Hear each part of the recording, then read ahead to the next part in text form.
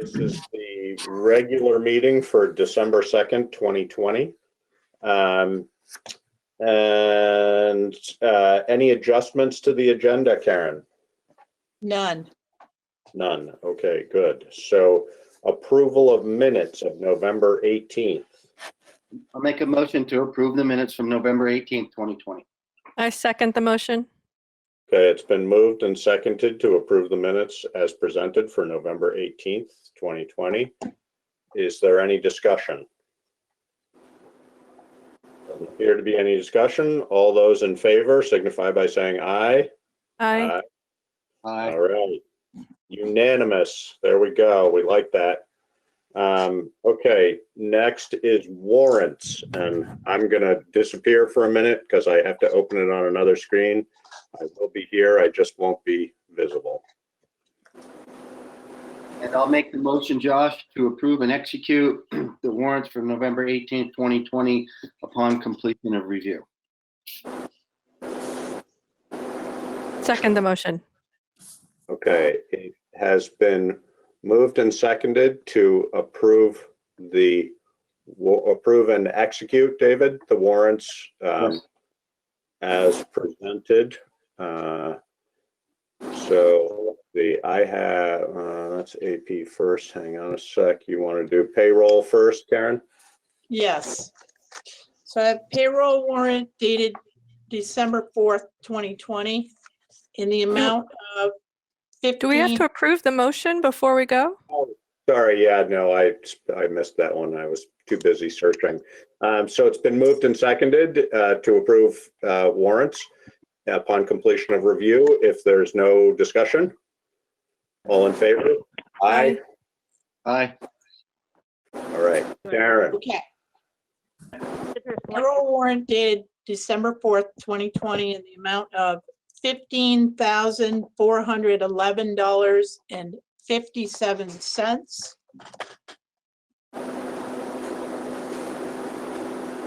I will add, we have some new employees. Karen Fisher is new at the library, and Adam Fletcher is a new highway employee, and Julian Lavoy was appointed the treasurer. Okay, well, welcome to Karen and Adam and Julian. Thank you for signing on with us. Any questions about that? All right, somebody's got feedback here. Yeah, I'm just muting everyone that's, sounds good. okay, so we should be all set now. Yeah, that sounds better. Okay, so next is accounts payable. Accounts payable dated November 21st through December 4th, 2020. It was looking really good until I remembered. Until I remembered we had to pay the school. We had to pay the school this week, so. What do we need all this education for anyway? Just wipe that out. It's such a. Given that, and everybody's sitting down right now, $1,235,878.83. So the school payment was $1,200,000. Otherwise, this would have been about a $27,000 warrant. So that line item is for the whole school year? Is that what you're saying? No, No. that's just our second payment. There's 3 equal payments. Of that amount? Yeah. Correct. So every time we collect a payment, Bara, we have, I think it's 15 days, 15 to 20 days that we have to pay the school. Okay. So this is their second installment. Wow. Yeah, they're working on a $52 million budget. Okay. So that's For the whole about district. Yeah, $1 million a week. Yeah, right. It's a big That's number. Putney Central? Putney Central School? No, No. that's the whole district here, the Wyndham I see. Southeast. What did it figure out to per student? I forget how much it was for us. 17,000? Yeah, it tends to be in the range of 17 to 18. I can't remember exactly what it is this year, but I think it's higher than that. Is it higher than that? Yeah, I was thinking it was more I like mean, 20 but- something. But Geez, what's landmark tuition? Send them there. I yeah, was thinking, they didn't spend anywhere near this when I went to school. Look, I turned out just fine. there's an argument to spend more money.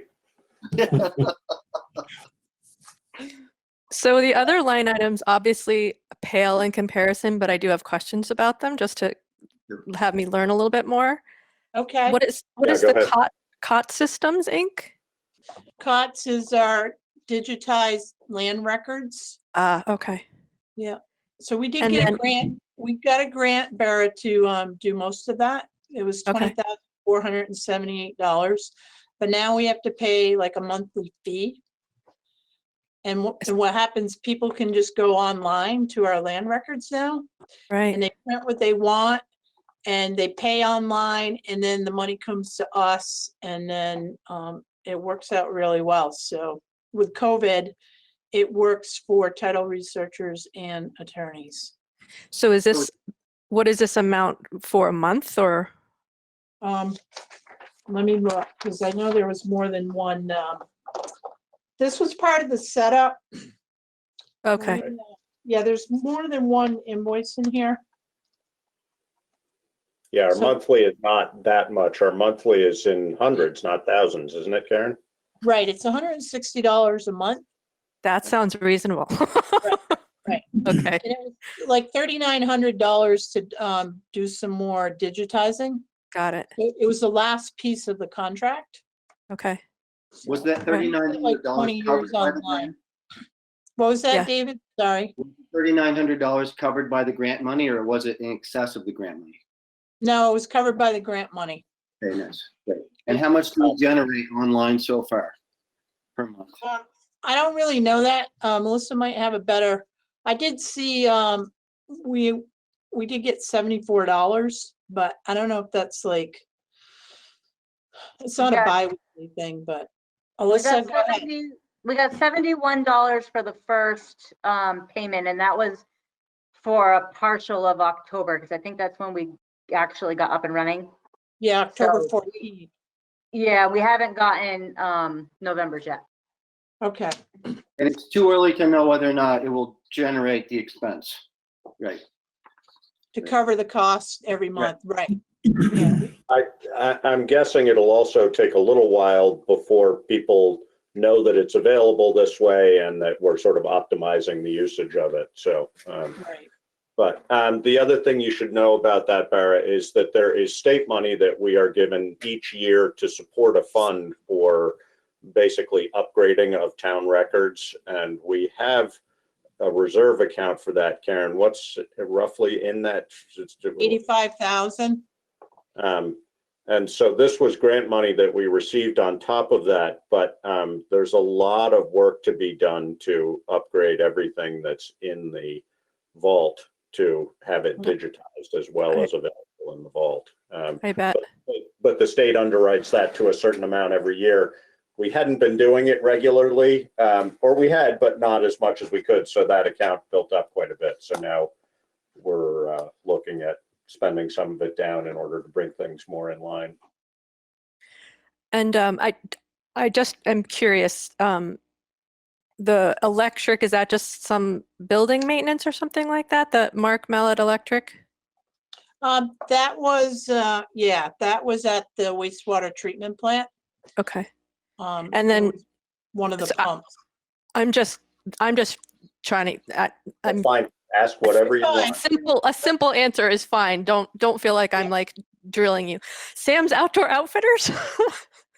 So the highway department gets a uniform allowance. Oh, of good. Okay. $600 a piece, Okay, great. and the account is down there. They go down and they just charge. Great. Yep. And then the Serve Pro? Serve Pro was for cleaning the fire department after Uh-huh. the elections. because of Okay, got COVID. it. Yep, So that yep, was in a grant as well. great, We got a $5,000 grant to cover that. great. Can I interrupt? Can I interrupt a minute? Yes, go ahead. It's my understanding that Sam's gave some outfit, some stuff to the fire department and first response squad. I read it in the paper. Is that true, Karen? It is true. They gave him some socks. Uh-huh. Nice. Good. Yeah, Great. I didn't get any, but that's okay. I'll mention that to Pal. No, it's okay. I shouldn't take gifts. Yeah. Undo And it. then I'm just well, curious about the last 3 line items before the Wyndham Southeast School, what those are. So Beamers. Beamers, Yeah, Beamers is our pension plan. okay, And then Vermont Office of Child Support, we have an employee that has to contribute. to child oh, support. so it has to go out of the, okay, got it, Yeah, okay. it goes to the state, yep. And then the and Wex then- Bank, That is our credit cards for our fuel for the fire department and the Okay. highway department, and they go over to the Sunoco and they just charge. got it, And then we Great. get the bill at the end of the month. okay, thank you. You're welcome. What's that, Tara? Yep, Okay, good. All right, so that's it for warrants. So next is public comment on items not on the agenda. And we have a item here, email to select board regarding Comcast broadband. And that's Bert Tepfer, I'm assuming. Yes, Bert on the Yep. line? I don't believe so. I don't think he necessarily knew that we were gonna, I don't think he necessarily knew that we were gonna bring it to the meeting. He was just trying to communicate via email. Okay. Right. So the nature of that is essentially, we've been discussing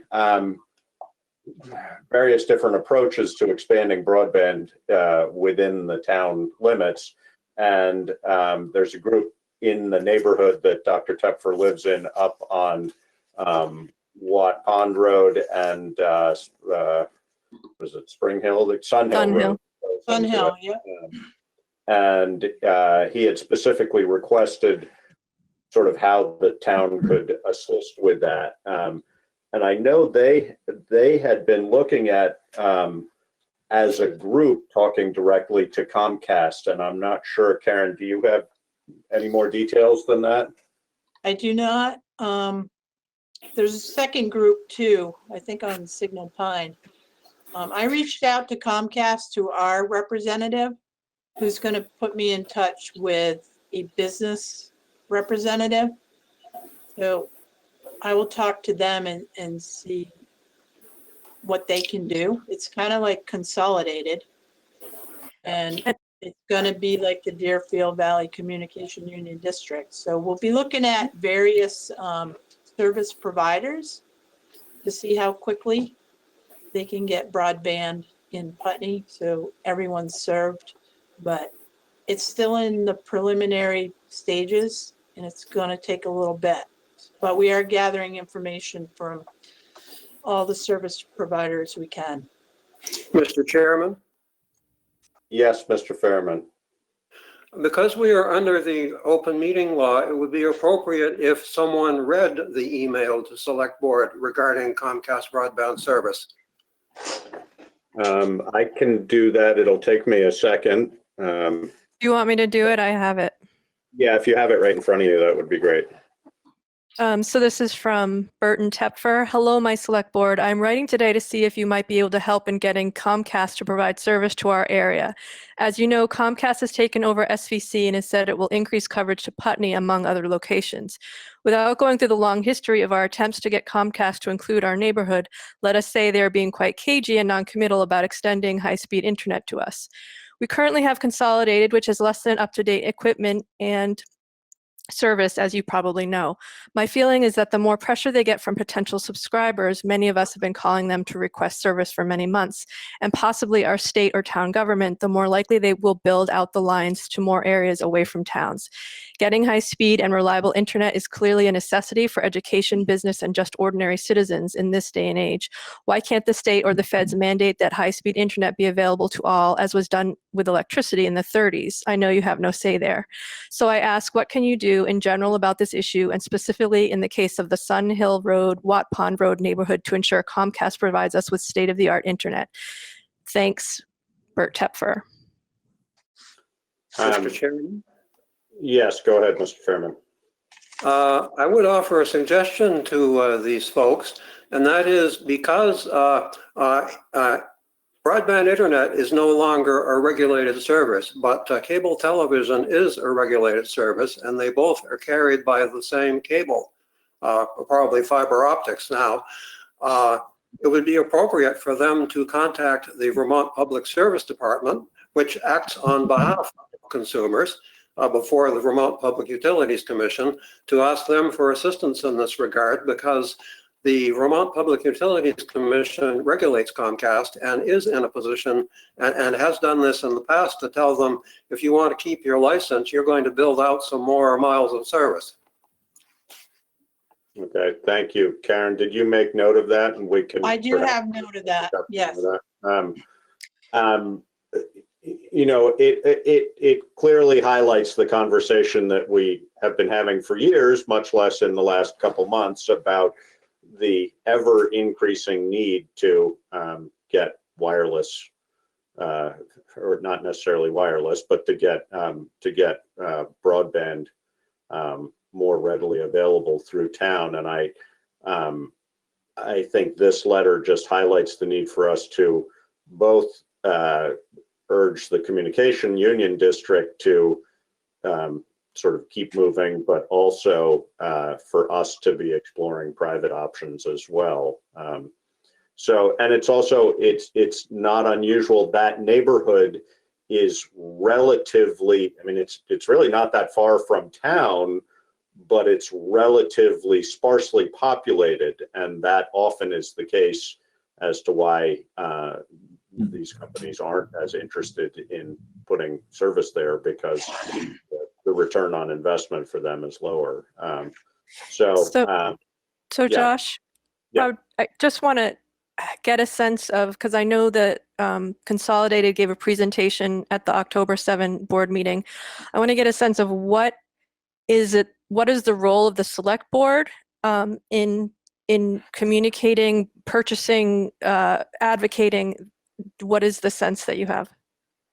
Well, I think that one of our roles is to just increase the voices that are out there advocating for service, regardless of where it's coming from.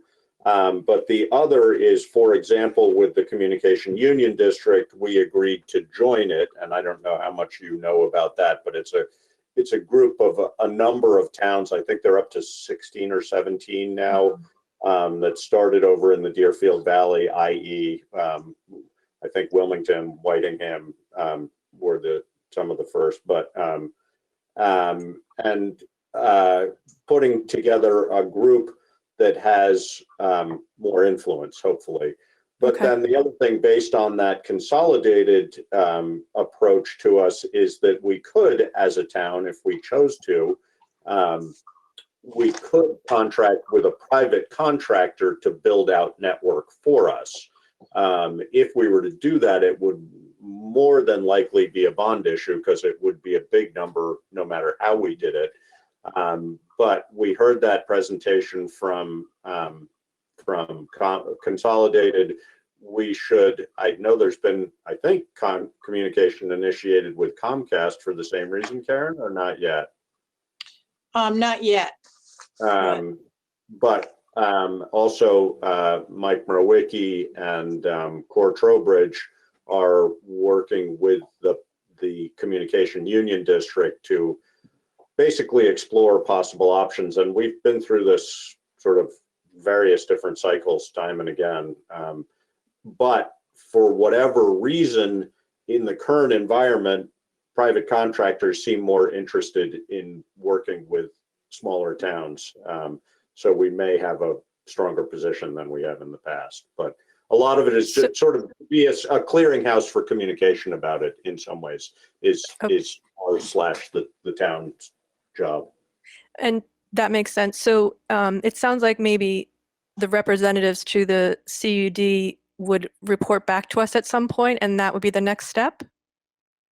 Yes. Great. Or I mean, we have the Core and Mike are representatives to the CUD, but also the folks who have formed the Stephen Johns in particular, who's over in Marlboro, was one of the sort of the founders of it. And he has been helpful in showing up to meetings for us and sort of talking about the steps they're in the midst of, et cetera. But now that we agreed to have representatives there, we have a little bit more of a say also. So I'm not sure when we'll next hear from Mike and Core, but probably in January, maybe. I'm not sure. This tends to be a time of year where things are a little quiet for a bit, but Great, but thank you, that helps. yeah, but I guess we should also maybe let Dr. Tepfer or others in that neighborhood who are trying to organize, they should perhaps be in touch with Mike and or Core as well. That's a great idea. What I had thought was to also send him a link to the BCTV video of the Consolidated Communications presentation so that they could at least familiarize themselves with what that's about. Yeah. Is that something, Karen, that you would follow up on, or does the select board member need to respond to him? No, I can do that. Okay. At some point, I think we'll be talking to Consolidated again anyway in the near future.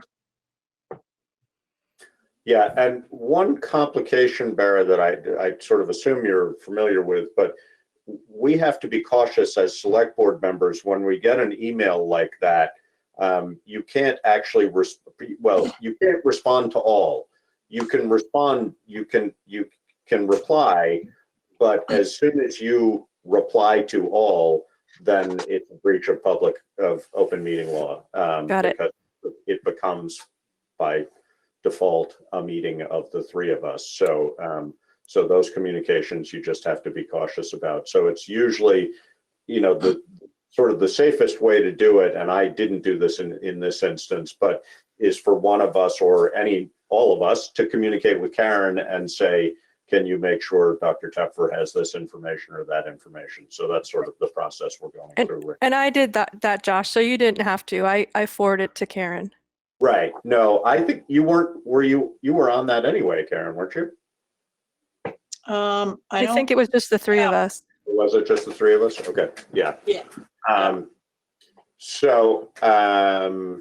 right. Well, we'll see what comes with that.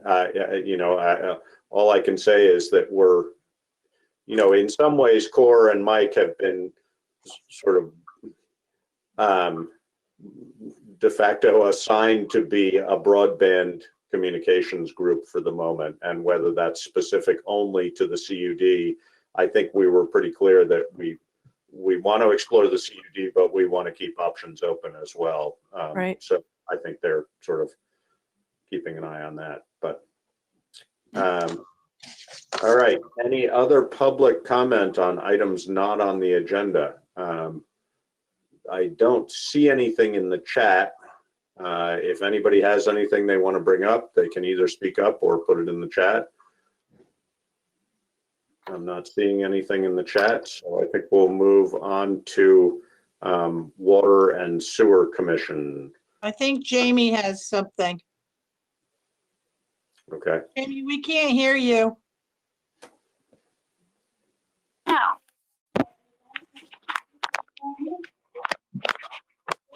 Yes. Okay, sorry, I was trying to get everyone's attention. I just wanted to let you all know, as Putney Community Alliance, which was facilitated by the Putney Food Shelf and a bunch of other social service agencies, which includes the work we're doing with Putney Mutual Aid, worked on a postcard that went live. It was in my post office box today.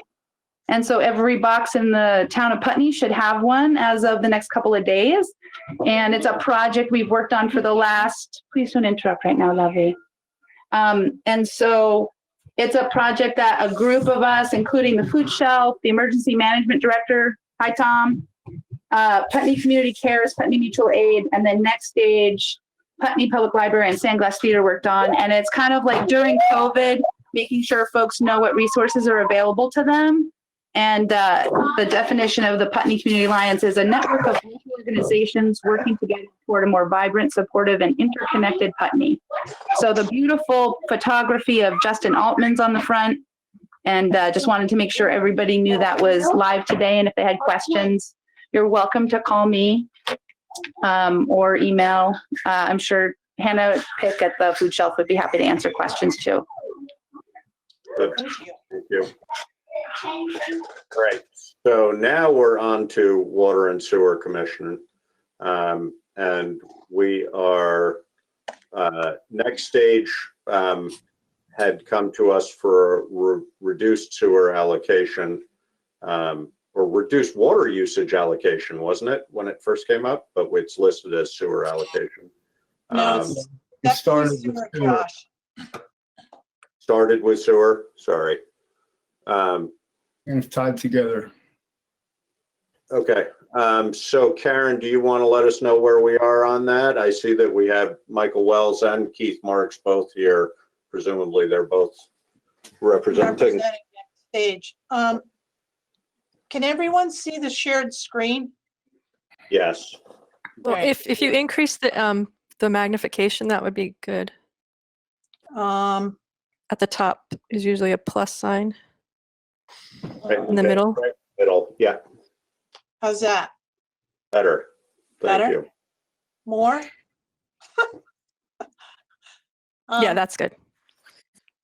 So the request came to my office for a reduction in allocation for the sewer. This was in your packets as well for the select board. Yep. Currently, they are served by 4 ERUs, and they're requesting, and which is about 1,000 gallons per day.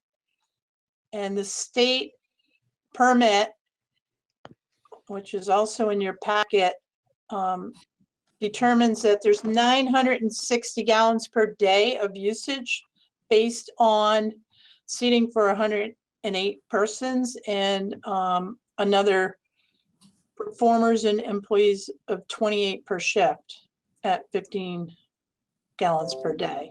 So this current wastewater permit that was filed with the state, the landowner currently states Putney Historical Society, and this was done back in 2015. So given that right now that they're being billed for 4 units based on the state's recommendation, they have come to the town and requested a lower allocation because they're not using that many gallons per day. Karen, that was the engineer's recommendation. The engineer did the calculation, which was the submittal. Okay, so the engineer did the calculation that went to the state, and then the Correct. state, He just yeah. approves it. Yeah. Okay. So can we reduce it, or is it up to the state to change? Did they have to apply to get an engineer to then resubmit it and have the state approve it, and then we can reduce it, or can we reduce it without the state's approval? How do we do that? As acting as the Board of Sewage Disposal Commissioners, you are able to adjust the allocation. It's Article 5, Section J on the town sewer ordinance on page 13 of the sewer ordinance, the top of the page. I don't have that. In the I sent packet. that to the select board. Yeah, it's in the packet.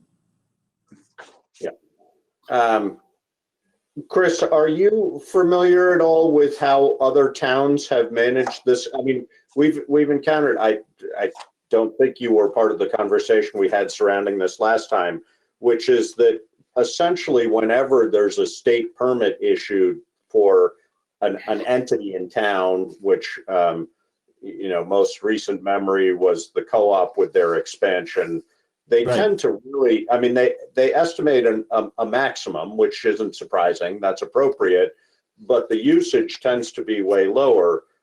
Do you have any idea how other towns manage that with? Well, that's always how you'll do the calculation, because that's what the state is always looking for, is your maximum occupancy or worst case scenario. So that's always how the state deals with any of these particular things. If just like Green Mountain Power or anything else, you always have to, the town would have to be able to have so many units, in this case, gallons of water available to meet that demand. So what they will do is everybody in town asks for their allocation based on the worst case scenario, and you're exactly correct. It's usually a little bit more. And in the town of Putney's case, you're already allocated more than what you can divvy up.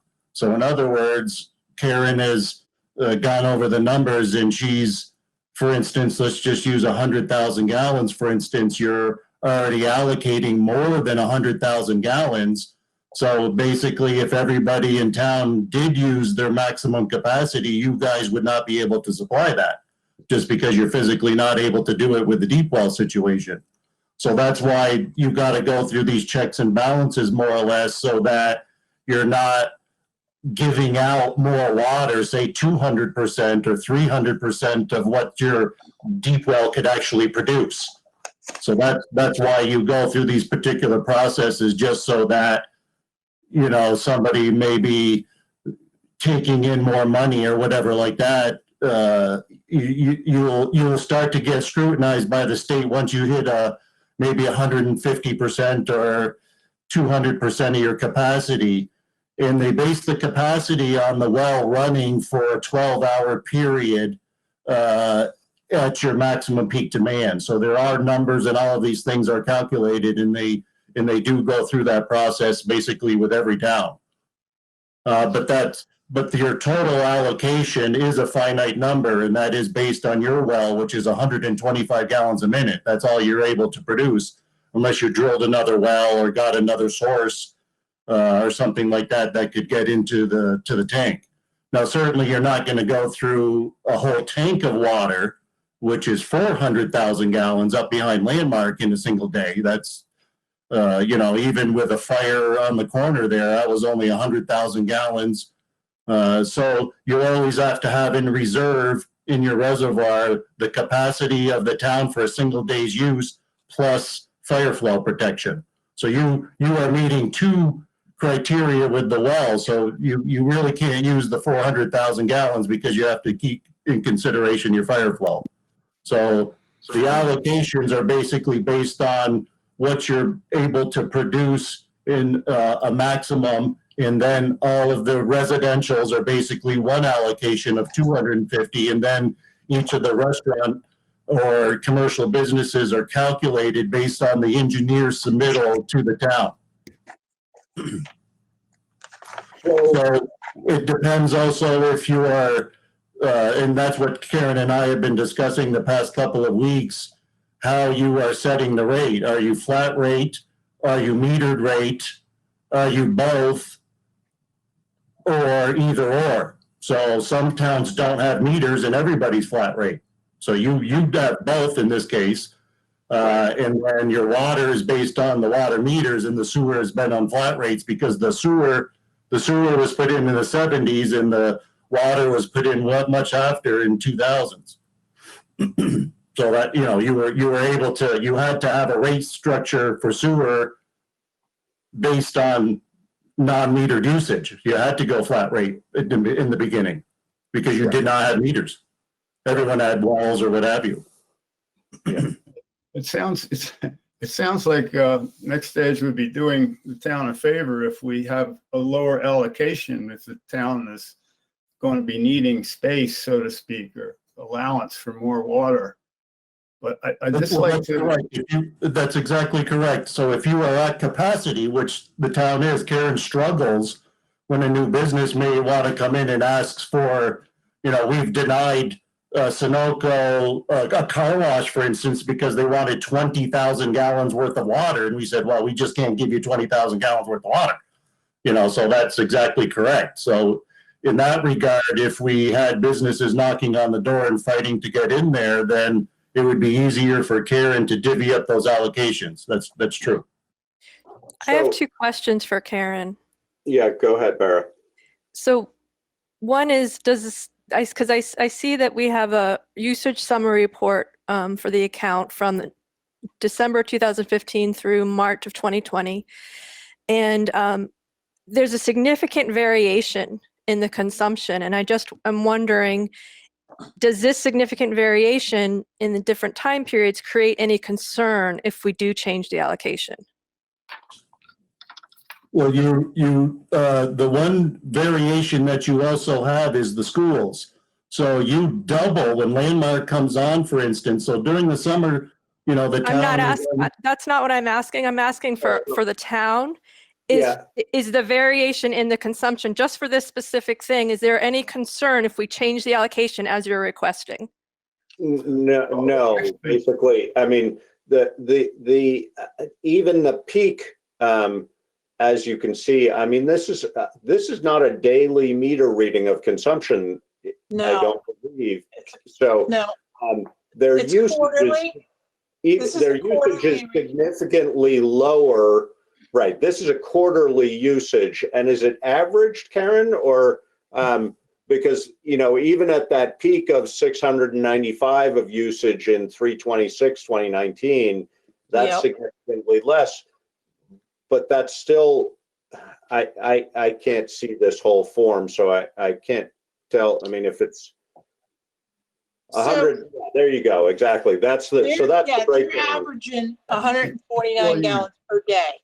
And given that we're in COVID right now and the building has been shut down, you're going to see the low numbers on the top. So it's all pre-COVID. This is not affected by COVID. The usage in COVID is probably next to nothing. right, Right. so the March 26th, Michael, Yes. you probably got 1 month with COVID, okay? Well, COVID started one But if about that's, 18. yeah, COVID started a week or 2 prior to that. So I think that number reflects the first quarter, which is pre-COVID. Yeah, it'd be January and February. In any case, these are actual figures from 4.5 years. And the actual figures say we use 150 gallons a day. And that's been our average. So we're asking, instead of being permitted to use 1,000 gallons a day and paying for that, we're just asking you to dial it down to 500 gallons a day, which is 2 units. It's still a good amount and leaves us more than enough room to expand in future years. We're not asking you to just go down to 1 unit. We're trying to be reasonable.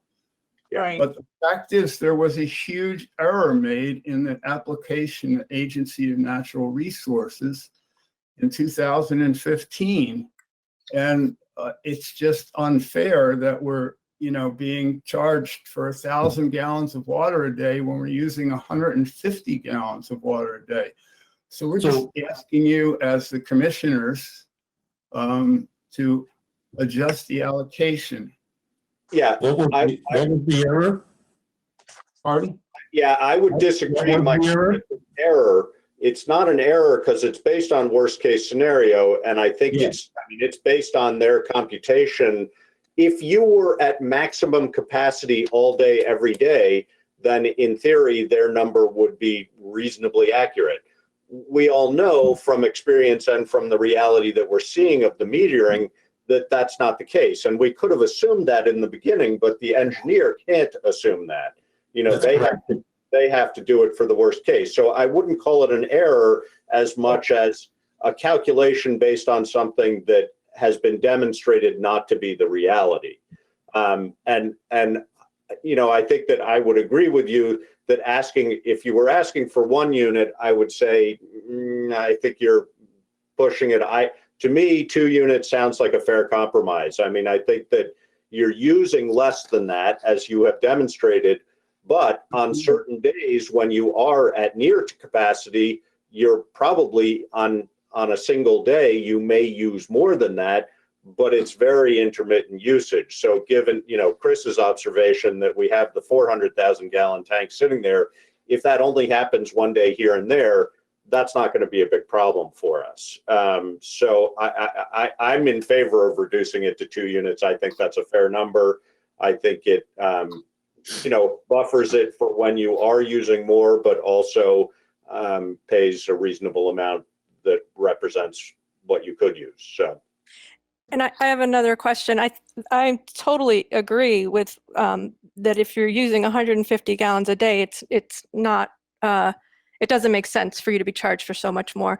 The only other question I have is what check and balance system is in place as far as, because this is what the engineer has said is a possibility, that Right. if there is expansion for next stage, what check and balance is in place that if it somehow did get to the point where it was going to meet what the engineer said, that we would be alerted to that and know to increase our allocation? Well, We would have to apply. Working on false information. It was incorrect. I'm sorry. Sorry, what's that, Michael? The engineer was working on assumptions that were incorrect, and they were in error. I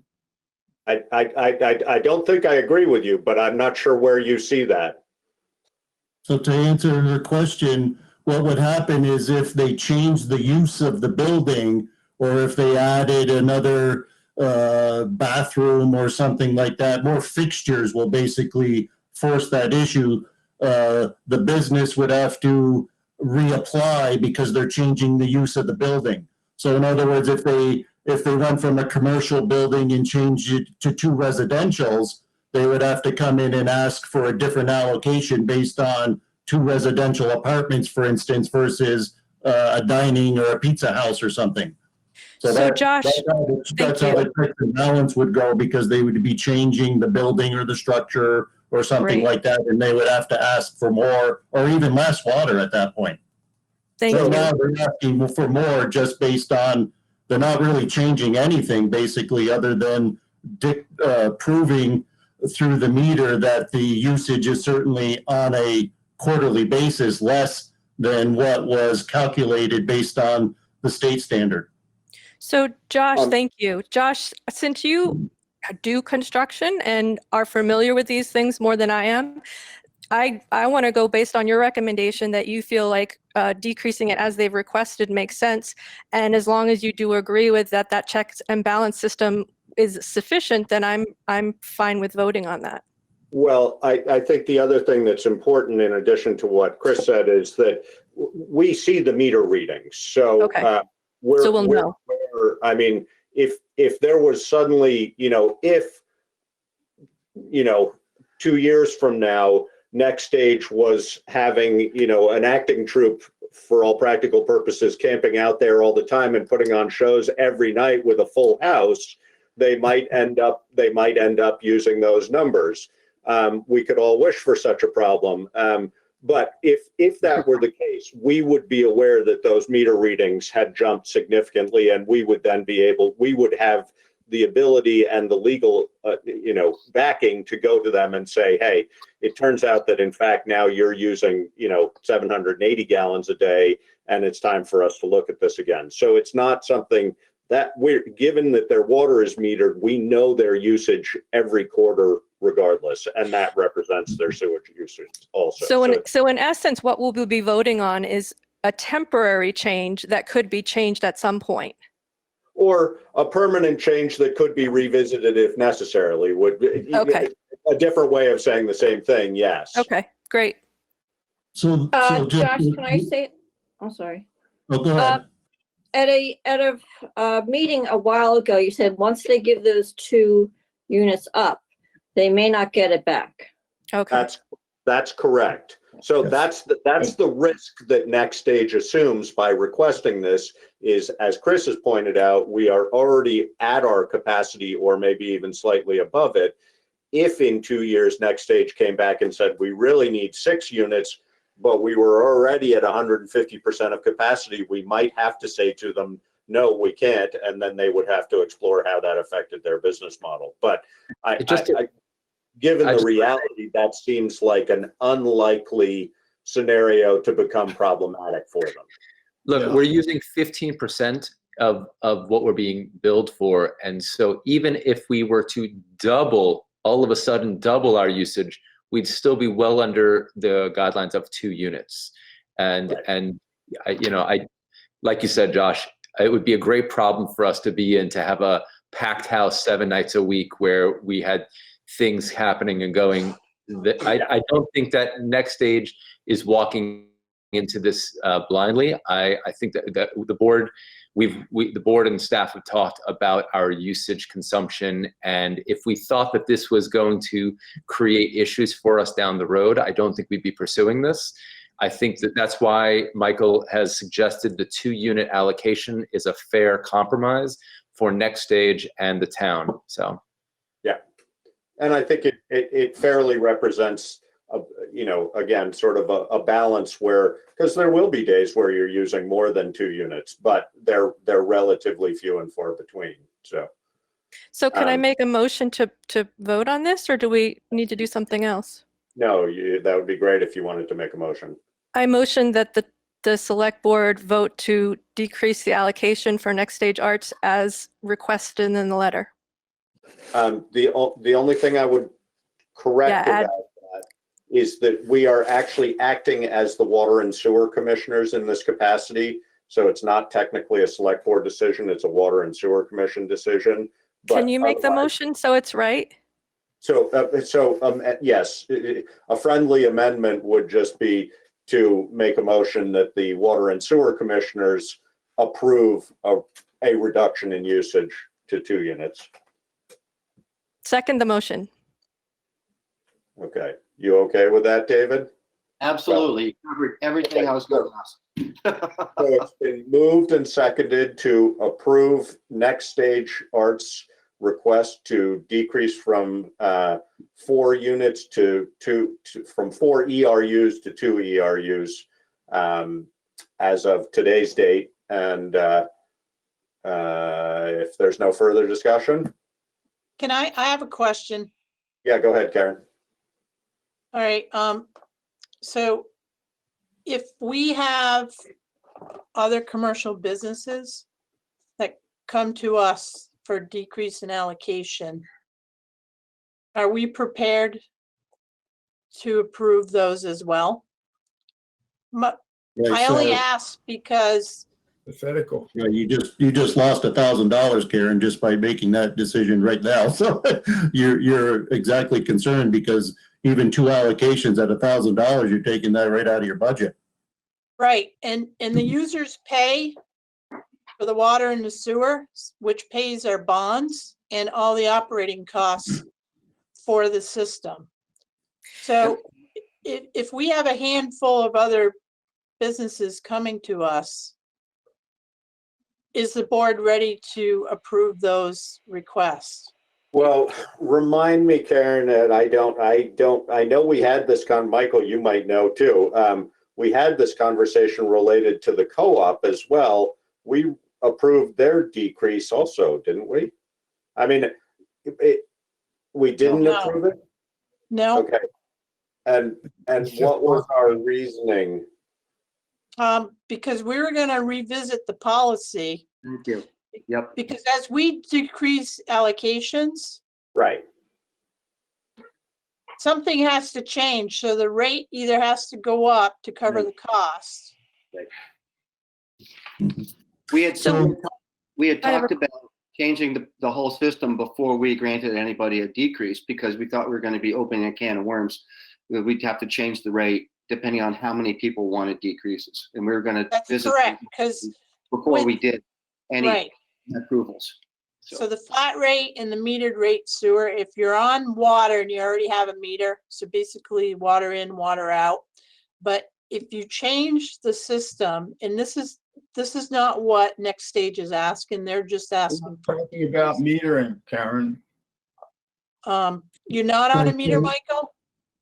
But we don't want to be paid a certain meter to a rate. We just want to have the unit allotment. And we want to pay our fair share of all the water we use and all the sewage we use. Yeah, I understand that, but if we have everyone, if we have a handful of other users come to the town, I want to know that the board's going to be prepared if we can't cover the costs to operate and pay the bonds on the wastewater. Right, it's a valid question, and it sounds like the question is, it would be a good idea for us to look at what is the usage and what is the rate, because if we have to, in order to pay the bond, we have to increase the rate in order to make it fair. Because I agree, what Michael's saying is, I think it should be fair, and so Right, maybe we do need to look at this. I think we definitely need to look at this, and we've talked about it before, and we haven't had time to look at it, but Right. I think, Right. in order to be fair, I agree with there, because it has to cover the cost. Right. So let me just jump in for a minute there, because Karen and I have been discussing ways to switch over to make it fair for everyone. Because when you decrease a flat rate allocation, you're taking a. Karen, can you mute people? yes. Thank you. So that's the problem that you're kind of running into now, is when you decrease an allocation based on flat rate, you're Right. just basically taking money right out of the budget. So so what other towns do now that you have meters, so now fast forward from the 70s to the 2000, now you've got meters. So what other towns do is sewer is always more expensive than water in every case. So if you switch everybody from the flat to the metered, Karen and I were discussing, you got to have a multiplying factor. So most towns have a multiplying factor. They take their water meter and they will multiply that times anywhere between 1.75 and 2.5. So any water that comes in, you're just going to take that water meter and then you're going to multiply it times 2 or 2.5 or whatever, and that would be your sewer rate. We also discussed, because you guys are capped right now, you're giving out more allocation than you can possibly produce, say 110 or 120%, that you could also go to a tiered system. So someone like this allocation, we can certainly reduce you to 500, but if we see you go over that 500 gallons, then you go into tier 2 rate, in other words, and then you would just get billed 1.5 times just your water bill, and everything would be based on tier 2. So then you could allow more businesses to come in. You could lower everybody's allocation across the board and give those allocations out.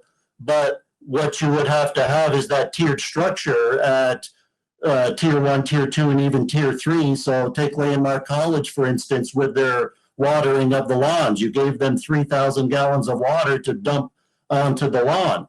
Well, if they go over their 3,000 gallons, there's no penalty for that, right? They can just water all day long and they'll just pay at the normal rate. So that would already automatically, and they don't pay a sewer anyway based on that, because it's straight up irrigation water. So you could kind of dissuade people from going over their allocation, because you're trying to be tight with it, because you only have 125 gallons per minute coming out of the well. You could increase the business aspect, and then it would be easier for Karen to attract more businesses and give out more water and sewer allocations. And then everyone would be very particularly attuned to their own water meter and leaks in the houses and stuff like that, because they may start cresting the second tier or whatever. Whether you want to do that on commercial, residential, or both would also be another one. You may not want to do that on commercial, I don't know. You may not want to do that on residential, I don't know. I think that's a great idea. I'm wondering, Josh and David, if there is a committee that already exists within the town that could look at this? Well, we are the commission for this. So, essentially we've had the conversation that and it sounds like Chris and Karen have been working on this, but we've had this conversation a number of times that we really need to look at exactly what our usage is versus how we're billing. And I guess I still would be in favor of reducing next stage usage. And yes, I understand the implications of that, Karen. I think that there's a couple things that come into it for me. There's a clear demonstrated, and I think this was true with the co-op as well, that they were not using it as much, but it wasn't as dramatic as this, as I recall. I could be wrong. But the other difference, and Michael, is the co-op a nonprofit? I can't remember. I mean, technically you're on mute. You're on mute, Michael, or somebody. Oops. Yeah, there you go. No, the co-op is a for-profit organization, and the profits go back to the community. Right. Okay. So, it's a very different business model, and we make, for example, we have exemptions for many, if not all of the nonprofits in town for their taxes for various different reasons and in varying amounts. So I don't think this is a one size fits all thing. I do believe that, yes, in a way we are setting a precedent, but we have been having an ongoing conversation about the fact that we need to be revisiting how we build these things. And next stage would be subject to that as much as anybody else would if we changed how we build. So, I think it's really mostly upon us, and it's a good question, Barra, about having a committee, and I don't know whether we want to try and find some folks who would do that for us. That might not be a bad idea. I can think of a few who would be good at that, to really explore it. I see David's trying to get something in. David, you want to say Karen, something? what would it take to change this billing structure over to a tiered structure, to tiered billing? How much work would that take? What would that cost us to do that? How much trouble would it be? I don't think it'll take too much. It'll just be Karen redoing her line items from flat rates to sewer rates, but you would have to come up with what impact would reducing commercial business and what those particular multipliers may have to be, whether it's 1.75 to 2.5 or whatever, and do you want to impose those same ones on the residentials?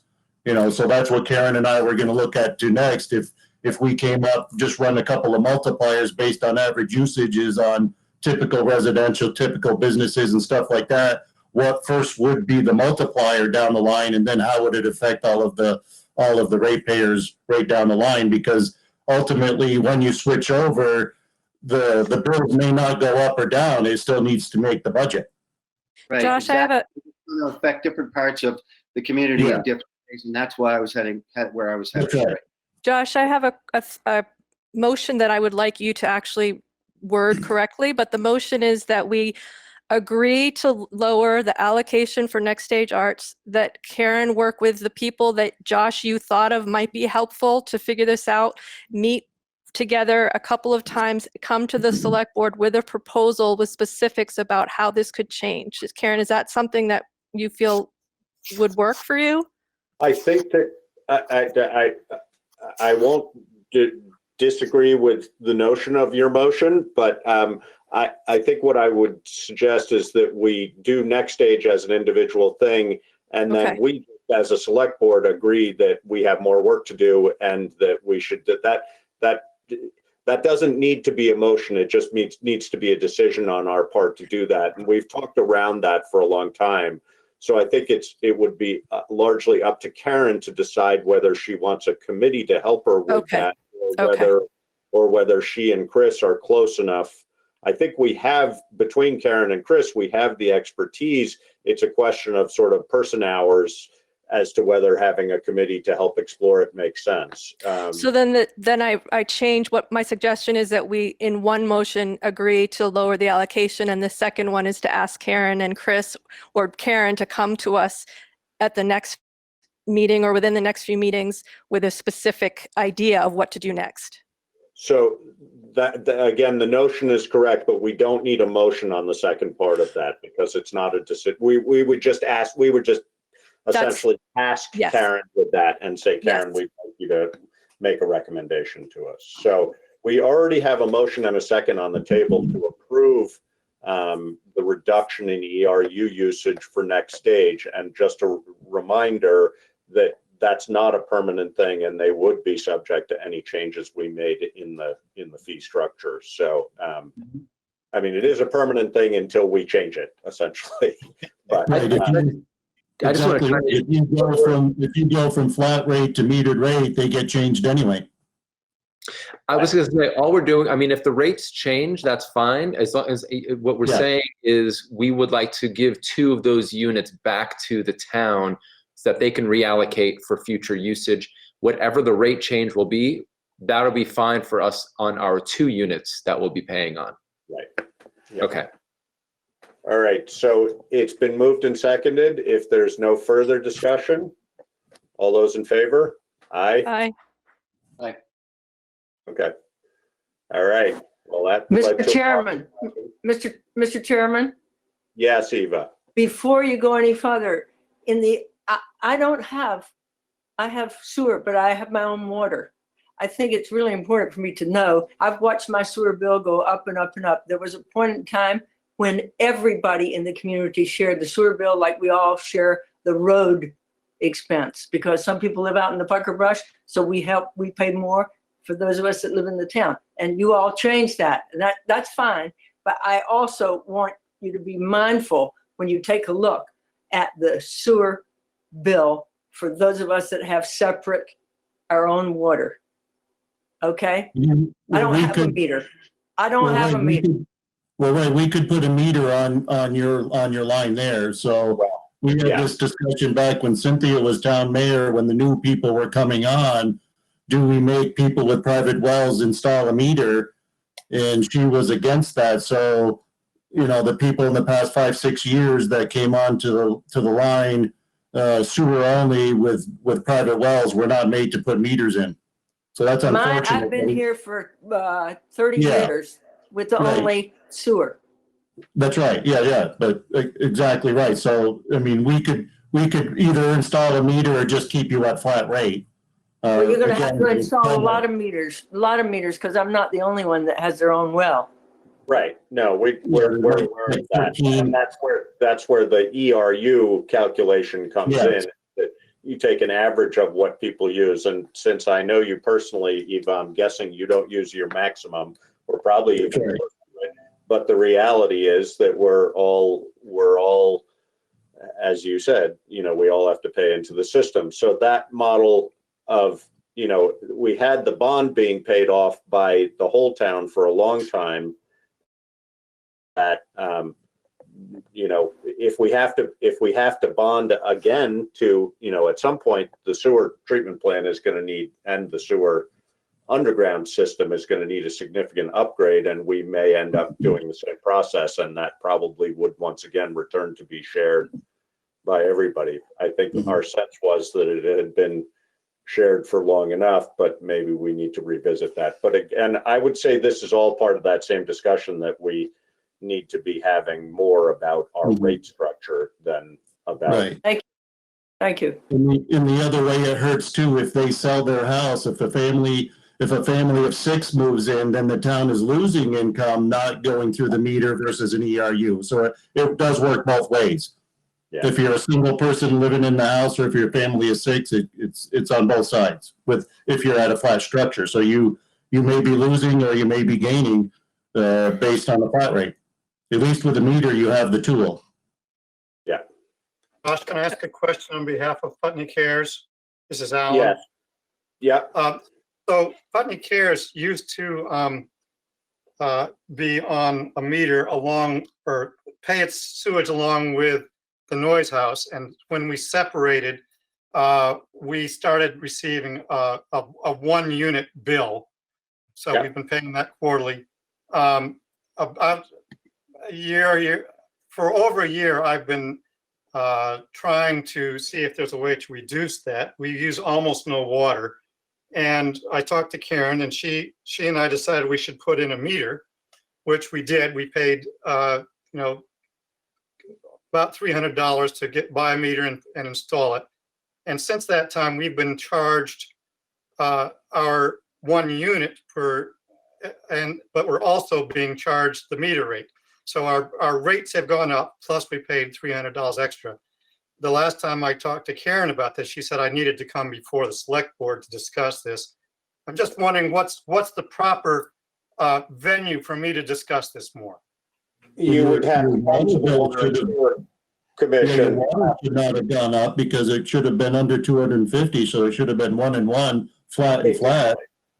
Yeah, I mean, you're highlighting an issue, Alan, which is that regardless of how we did metered, we would have to have a minimum because we have to pay the overall cost. So, even if you were only using a gallon a day, which you may only be using, there's still a cost of just having that water available to you. It's got to be monitored. It's got to be, treated as necessary, so on and so forth. All the maintenance has to. So that's what the concept of the ERU is that it's sort of a baseline cost. So I think that if we go to a metered structure, there's still going to be a base fee, and then your metering is going to be on top of that. If you're getting metered, if you're paying above and beyond an ERU for the metering, then there's something wrong in your specific account. That should be something you and Karen can straighten out, because as Chris said, if you're using less than an ERU, then the metering almost becomes irrelevant. Yeah, it would reflect. So do you think I should go back to Karen again? She told me to go to the select board. But you're recommending I speak to Karen again. Yeah, Karen, why don't we catch up on that and make sure we're on the same page, and then we can touch base with Alan. I will, because I can't pull up that account right now to look at it, but now's not the time anyway. So Yeah. You think we need to move on, Karen? please. Alan, give me a call tomorrow. Okay, thank you. All right. So thanks, Michael and Keith. You're probably all set unless you want to put more in. Chris, you're on here. Oh, okay. I mean, we've covered some of what the discussion was that you're listed for as well. Do you want to elaborate on any more of that, either Karen or Chris?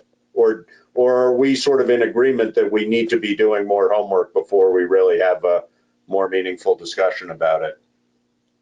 Yeah, we need to do. agree. I think that you first need to make the decision, yes or no. Do you want to switch to meters and get rid of flat rates altogether? And then if so, if you switch to meters, then you come up with your structure. Yeah.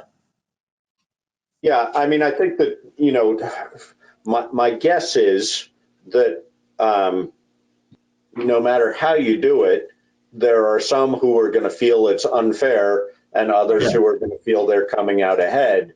And I think that's just the nature of the beast. So, Right. There were people, if we switched to meters, presumably there would be people who would pay a little less, but there would also be people who would pay a little more depending on our fee structure. So, And that's what Karen and I are doing. You just want to be as fair as possible to everyone, commercial and residential. Yeah.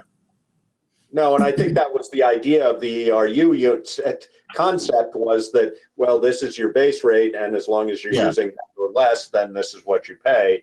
Metering would have to have a flat fee attached to it anyway, because we can't let people have access to the water without paying something. Sure. Second homers, what if you go away for 6 months or whatever? Exactly right. You gotta have a base rate.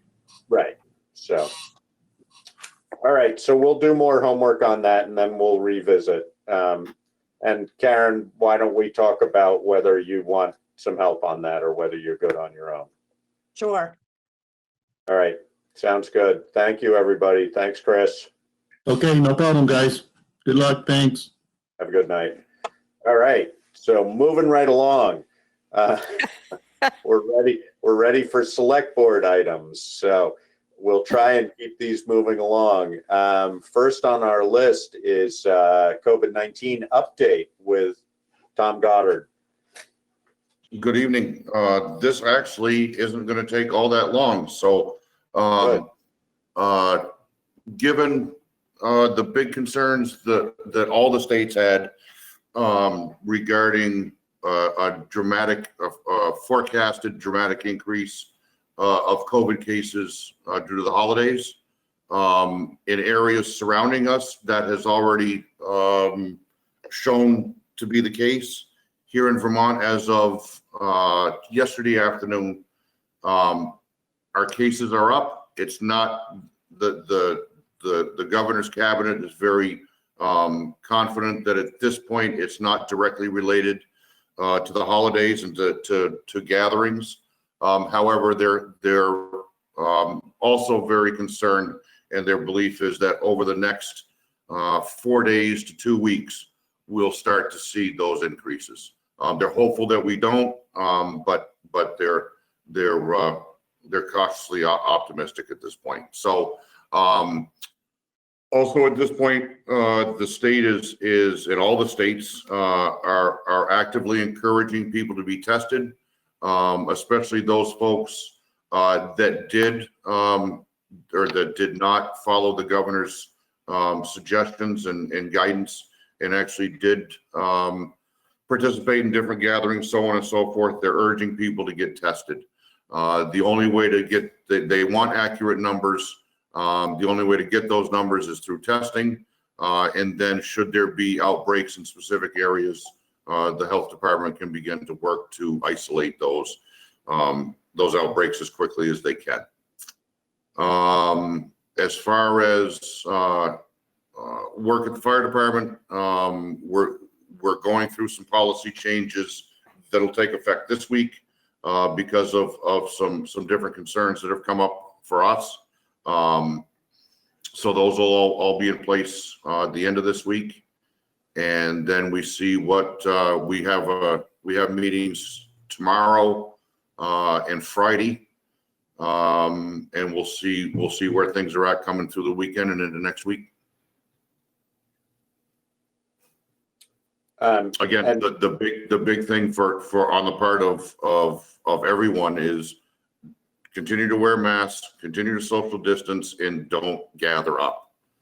It's just that simple. That where gatherings have taken place, whether it be in Vermont or any other place in the country, the numbers of positive cases shortly after those gatherings are absolutely astronomical. And we just need to hang in there and not do it. That's the only way things are going to get better. Yeah, and I certainly, strictly anecdotally, but certainly hearing about more and more folks who had thought, and even here in Vermont, folks who were wearing masks, et cetera, but had sort of thought, well, it's really not here. And then hearing about cases arriving and them saying, wow, I had no idea it was going to be this bad. And even, it doesn't take large numbers to be this bad. It just takes that one person who's close to you. So, exactly. And again, don't think, nobody should think the cases aren't here, because they are. They're here in Windham County. They're here in Putney. It is what it is. Yeah. Anything specific you need from us before we're likely to see you again? It doesn't sound like it, but no, not at this point. Okay.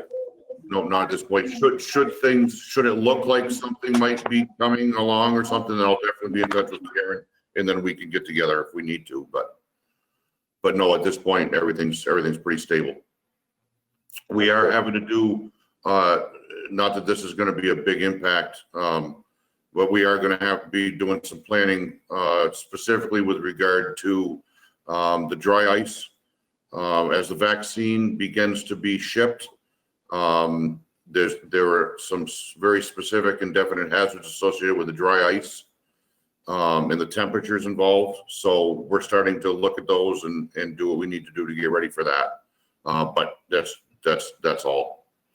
As far as the vaccine goes, I'm hopeful, and we'll start to put more information out as we get closer. Certainly, we don't want people to get wrapped up in a false sense of security with the vaccine coming out. We're also hopeful to find out a great deal of information between tomorrow and Friday about the vaccine, some side effects, potential side effects of it, so on and so forth, so that we just have some more knowledge about it. But certainly nobody should feel secure and 100% safe if they receive the vaccine once it's out, because that's just not reality. We'll probably be where we are today and doing what we need to do to protect ourselves and each other for another few months at least. Do you feel that you have, I don't know whether this falls to you or not, Tom, but if it's not already sort of in front of your mind, you might want to be thinking about those who you would consider to be more at risk and therefore earlier recipients of the vaccine. And I gather the National Guard is likely to be involved in distribution, so it may not even include you. But if you guys as first responders / EMS firefighters are likely to be high on that list, but you should probably be thinking about who else might fall high on that list. We're already working with Putney Family Healthcare and some other folks. So that's already been started, and that's going to be a lengthy process all by itself. But that process has been started. Good. All right. Well, thank you very much for your ongoing efforts. Anybody else have? How are you doing, Tom? You good? Mr. Chairman, Yeah. Mr. Fairman, go ahead. may I ask Chief Goddard a question? Yes. Chief, have you received any information yet about how the state of Vermont plans to make the vaccine available to the public? No, we're hoping to be hearing some more tomorrow. If not tomorrow, it'll likely be next week that we'll begin to hear some things about that.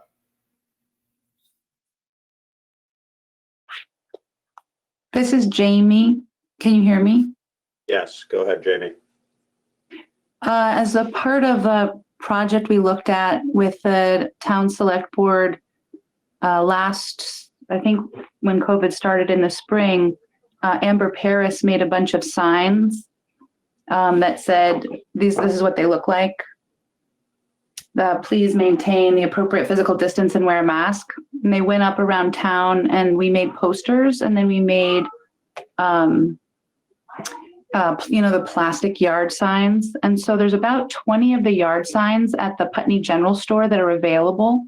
So I just wanted to mention that to the chief, that if those could be useful. I haven't had a chance to ask businesses if they would like them as the COVID numbers increase, but they are quintessential Putney artist / safety signs. And there's also 50 posters that are available to folks that can go up in different places. Okay. So I just wanted to make sure folks knew that as our numbers increase, and those signs might be useful, both posters and yard signs. Okay, thanks, Jamie. All right. Any other questions for Chief Goddard? I don't see anything in the chat. So, all right. Well, thanks, Tom. We'll. Okay, I thank you. think Have a good night. Swift mentioned she wanted to ask a question. I don't know if you can see her. I can't see her. Swift, Okay. have a question? Go ahead. There we go. Hi. I've just heard some concerns, and I don't know if it's necessarily a question for the chief or for the board, or if it maybe has been spoken about, but there are a few businesses in town where there are employees that are not wearing masks. And I know that a lot of locals are concerned about it and talking about it on social media and other places, primarily the gas stations, both of them.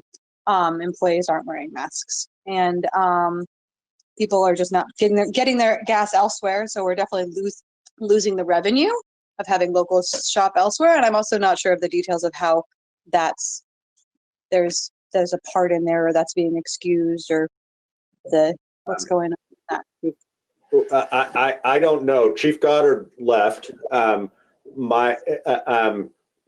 Two just comments on that. One of those businesses is not in Putney. It's actually in Dummerston. The other business, I mean, as the law, my understanding of the law is that it is, or the mandate is that it's really not enforceable or not being enforced. And so our role in that, other than to, in a setting like this, encourage everybody to be as cautious as they can possibly be and follow the executive orders of the governor. Beyond that, we really don't have jurisdiction or enforcement authority. And my understanding is that even statewide, other than, I know that in certain circumstances of restaurants where there are obvious offenses and lodging facilities, other than that, I don't believe that there is a significant enforcement. So I think you can probably, as it sounds like you or maybe you or others are doing, speak with your wallet more than anything else. But I would certainly avoid personal confrontation about it. Just again, state, we as the select board definitely recommend that people wear masks and follow the governor's executive orders. Anybody else have anything to add to that? Alan has his hand up. Yeah, go ahead, Alan. Well, I just wonder, even if it didn't have an enforcement, a way to enforce it, in many states, municipalities are passing resolutions saying that masks are required in businesses where the public enters. And I don't see why Putney couldn't do that, even if there was no way to enforce it. I think it's a good idea for everybody to advocate as strongly as they can, including the select board.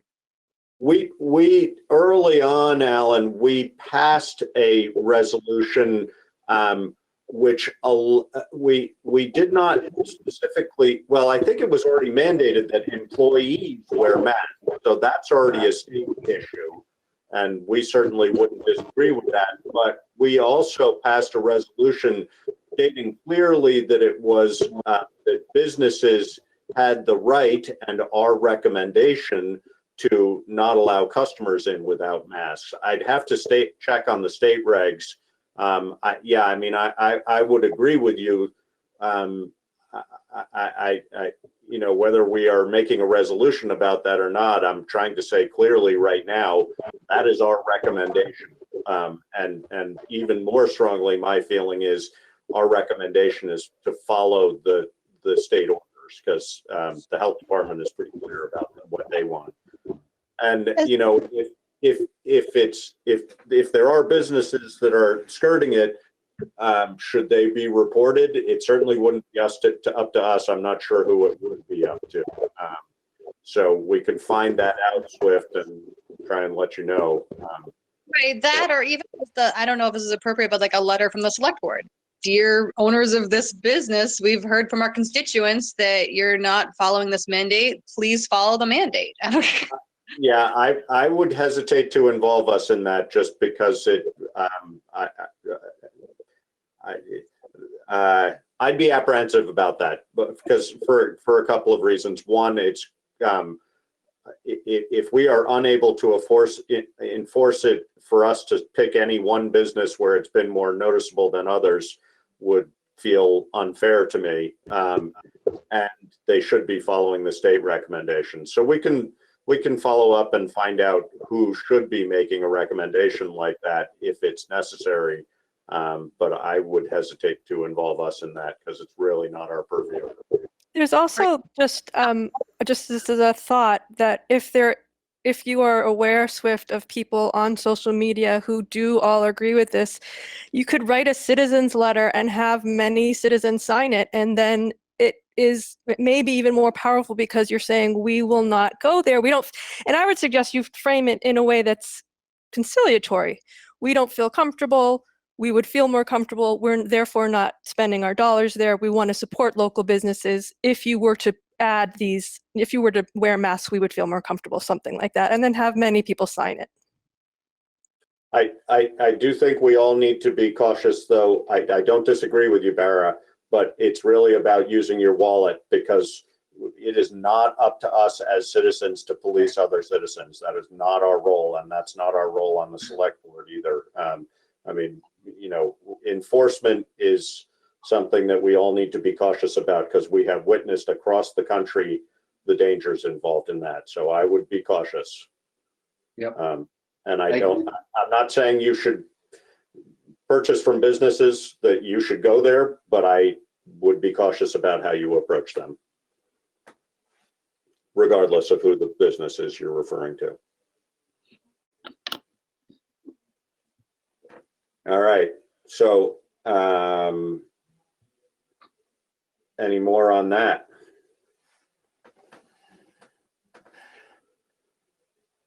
Okay, so Emily, hi. Emily West is here. Our next item is library preliminary budget discussion.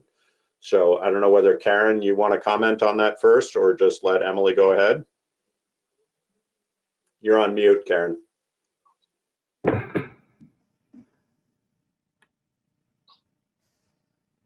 I'm going to let Emily go ahead, but I want to pull up the Yeah, budget so we I'd can like all see it. yeah, I'll work from your Whoops. Hang on a document. minute. I gotta do the right one. Hold on. This is practice, people. Just like, hold on. Let me get the right one.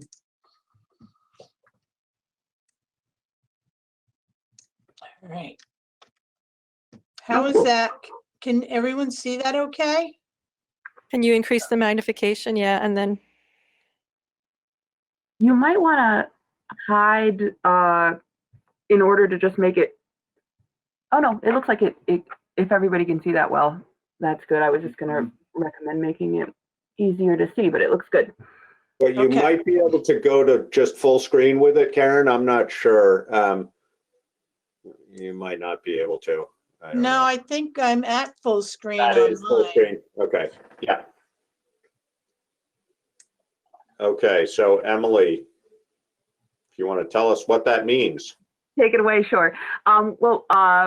We're just overall, we're looking at a budget where I've tried to change very little. There are a few increases in response to mostly things that either services we've added because of the pandemic in one case that's become really popular. I've also increased the anticipated electricity expenditure because we're using our heat reclamation system a lot for air change, and we also received a grant for some really nice air purification systems, which I am assuming, that we're kind of going to be in this mode where we're running things like that a lot more, even in the fiscal year that we're talking about. So that's the overall picture.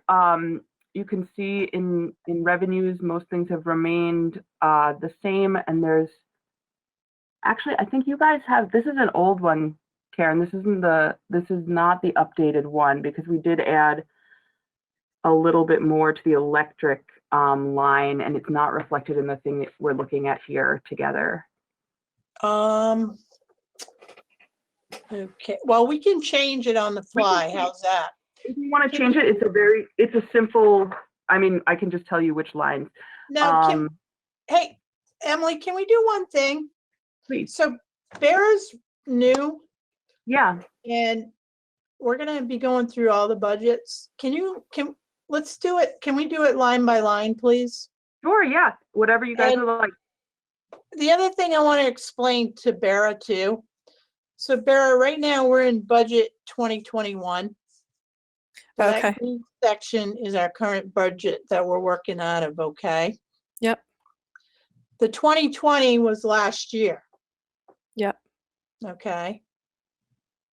Now, we're proposing 2022. And when we look at these numbers, we look at what we did in 2020.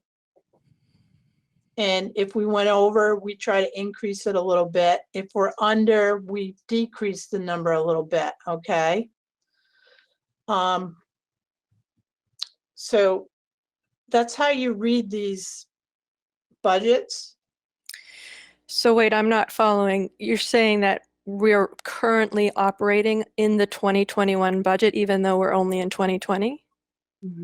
Yeah. Yep. So the green is the year we're presently in. Yes. The column after budget 2021 that says difference is the difference between the 2021 budget, the one that we're in right now, and the 2022 budget, the one that will start on July 1st, 2021. So the fiscal year, it makes me, I have to write the dates on all of my things, but the fiscal year is named for the year that it ends. And thank you. That's the piece I needed. Thank you very much. Yeah. That's how Between June and July. Got it. Yeah, it's not the calendar year. So that's, you know, and that's how this is laid out. Usually the actual from 2020 is usually a little bit more helpful for us. That was a very unusual year, not just for us, for everybody, because our operations were just so different, you know, in 5 months of that year, from March on into June. So thanks for making that yellow. That makes it easier to see. But usually that gives us a little bit more in the way of clues in terms of what we need to tweak. I can't say that it's very helpful to look at it this year in terms of assisting us with anticipating budget numbers for 2022.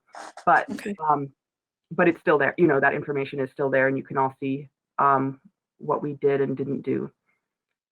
So we're presently looking at the pink column, budget 2022, and we can absolutely go line by line.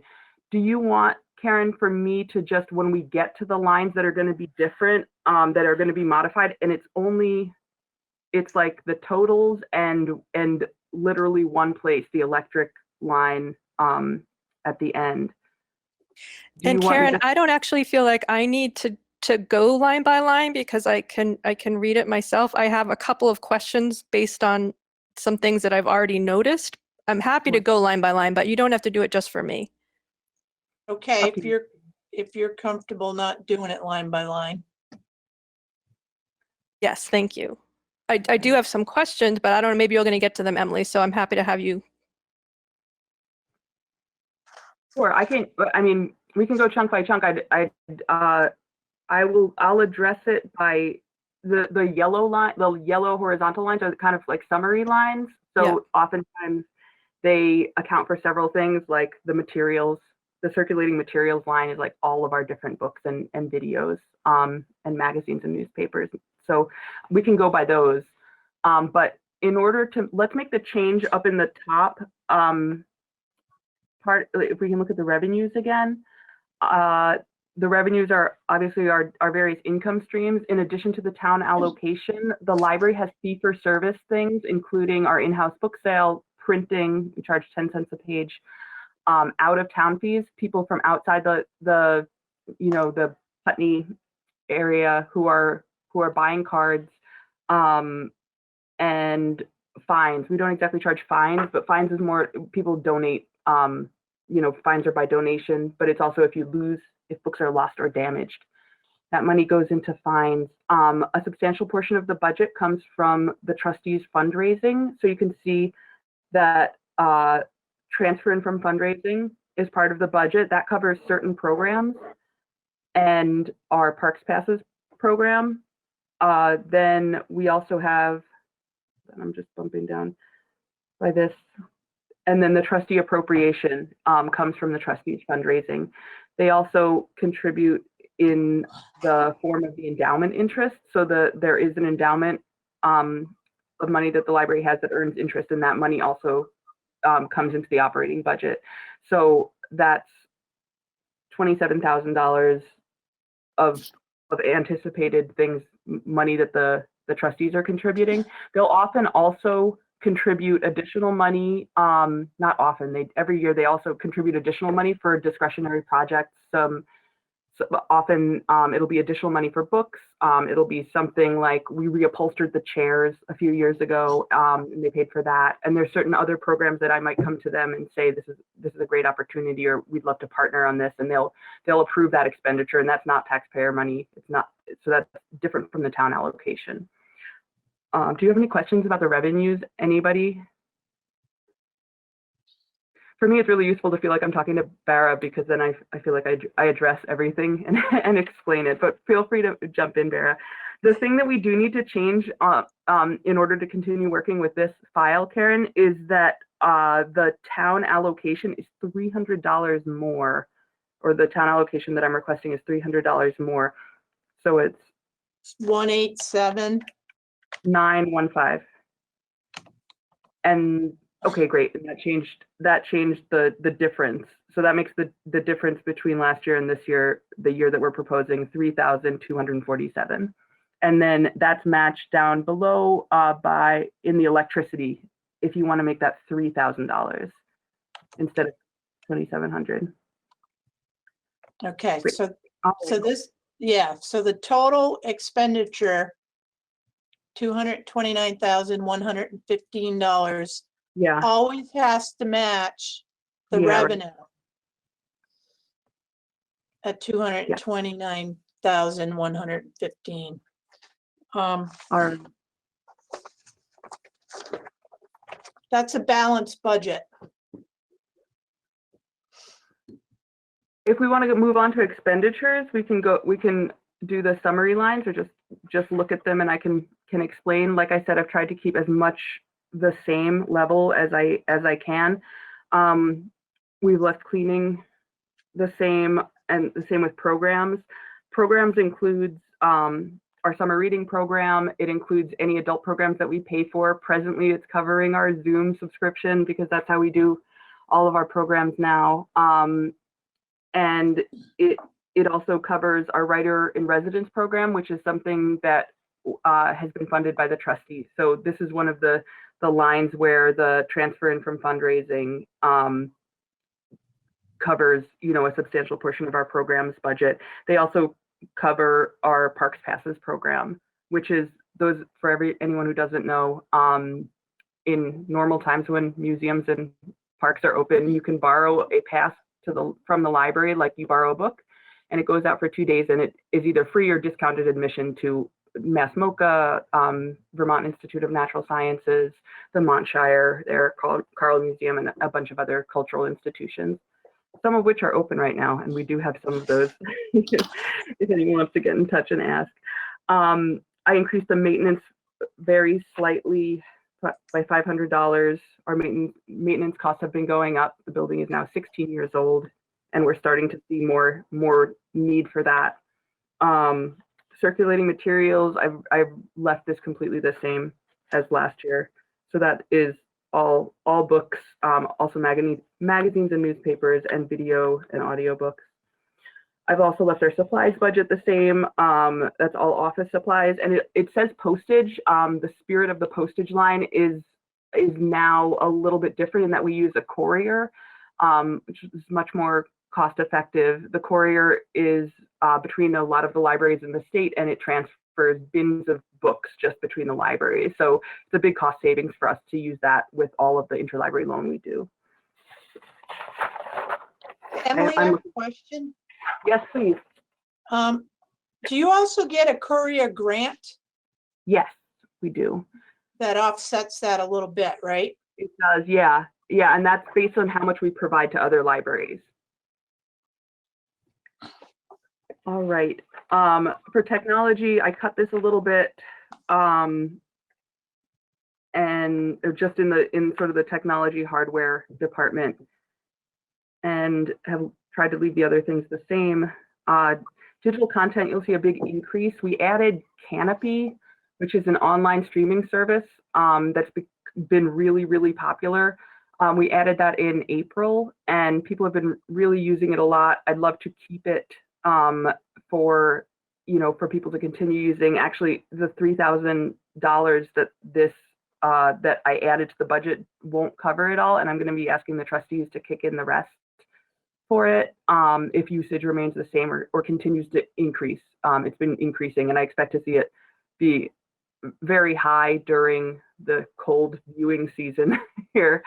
It is, unlike other digital content services, it is that we pay per use of it. So it's not a flat fee for the month or a flat fee for the year. Is that just a question about that? Yeah. Is that the if it's per use, is that a better rate for the library as opposed to if you were to perhaps be able to get a subscription service that wasn't per use?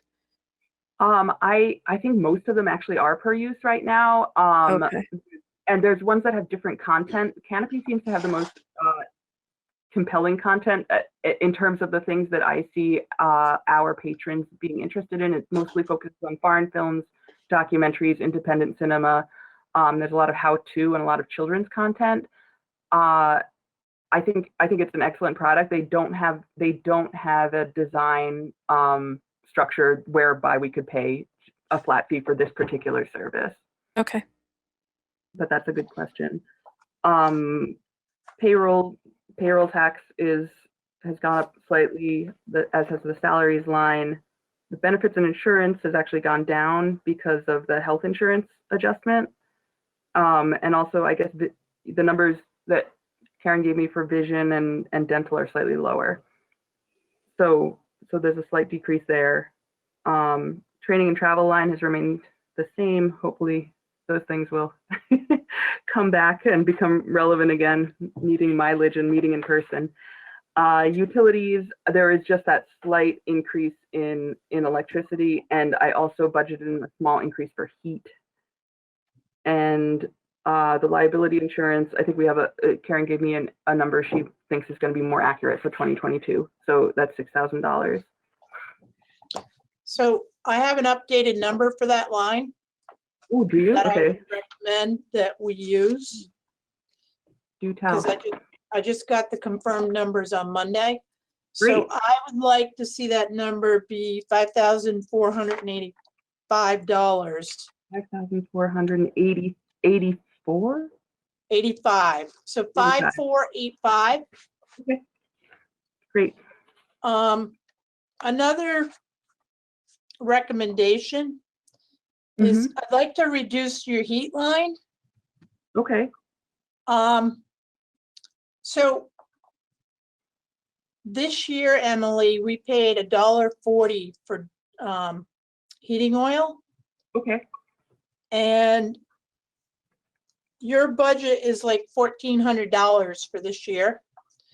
So I calculated for maybe 2022 that it could possibly be as high as $2 a gallon. And for the heat line, I'd like to bring it down to like $2,000. Okay. I think $3,900 is too much money for heat, given you're gonna have a surplus this year because of COVID. Yeah. And I'd rather not leave money in the budget. And if we go over, we can justify it. But as long as we put it out to bid and if we prepay, we get a better price per gallon. Yeah, that was just based on the, the 2020 being $300 under just didn't seem like enough under for how much I didn't use the heat after we closed, or didn't, it wasn't at sort of inhabitable levels in most of the library. But sure, I'm happy to make that adjustment. I can put it up to 2,500 just to give us a little more cushion. I'll take your recommendation on it because you're more acquainted with the rates than I am. Thank you. And then let me see. So, Karen, I'm confused why if I can't see the top categories, but in the yellow is the actual from previous, right? So, her actual for heat previously was almost 3,400. Why would we think it would go down by that much? Because that was probably at like 2 something a gallon, like 2.50 a gallon. And this year we're paying $2.79 a gallon. So that's. So wouldn't it more. go up? You're paying $1.79 a gallon this year. We're paying $1.40 a gallon. Right now, we're paying $1.40, yes. So in 2020, we were paying $2.79 a gallon. Okay, I see. All right. Oh, Yeah, Okay, so 25 seems probably You want to safe. do 2,000 there or 2,500? I'd leave the 2,500. Okay. Thank you, Alyssa, for correcting me. So, question, are you still going, Emily? Still going? Say that again, David? You done? I was done speaking, yes. Okay. So, okay, so this, we're gonna continue to revisit this, right? This and all the other budget stuff, right, Karen? That's correct. Good, okay, well, I have a statement to make, but I'll wait until after our next item on the select board items, because I think it's more appropriate, but, so that's it, yep. I think the electricity line too is too high, Emily. Again, I mean, unless you're aware of a rate change or something like that, like I said, we are running, that when we're open, when we have been open, we've been running the heat reclamation unit for air exchange and the air purifiers. All right, yep, gotcha. I'm actually worried I'm not increasing it enough, but. All right, yeah, I'll take that on advisement and I'll leave it. Because you are right, because it will go up. Yeah. Sarah, go ahead. Yeah. so I just had a question about, and maybe this isn't even pertinent, but there were a couple places where I didn't understand. So under maintenance for 2020, the actual is 8414, and then it says the difference is 1,414. And so I'm not following, because what was the budgeted? Where are Yeah, you we at don't- again? We don't Right here? have that line in here. Right. We don't have that column in here for budgeted. This was what I got as part of the packet. Yeah. Let me look at So- where we are. Yeah, I see that. And it's You're right there on the screen, the 8414, right? It's right there in the yellow, the repairs and maintenance. Yeah. So I'm not understanding what the budgeted was if the difference is 1414. Sorry, the difference is the difference between the actual of 2020 and the budget of 2021. So it should be 414. Wait. I'm sorry, hold on. Let me see. We are missing a column here. Yeah. We're missing the column of the budget, the 2020 budget. Right, Proposed we are. budget. You are Or correct. approved Yeah, so that How's isn't. that? Did you Is that unhide it? It's budgeted 7,000. Right here. Right.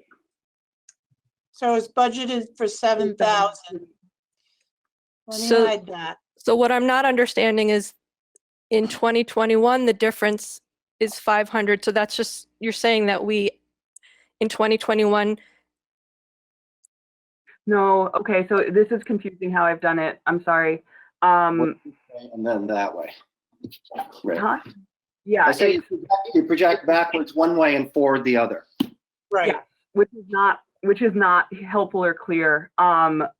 This is sort of, this is my worksheet that I usually give to Karen, and then you guys look at it in the NEMRIC format. So forgive me for that, but yeah, David is correct. So the difference is the difference between the budgeted in 2020 and the actual, but then the difference after the 2021 in the green column is the difference between the 2021 and 2022.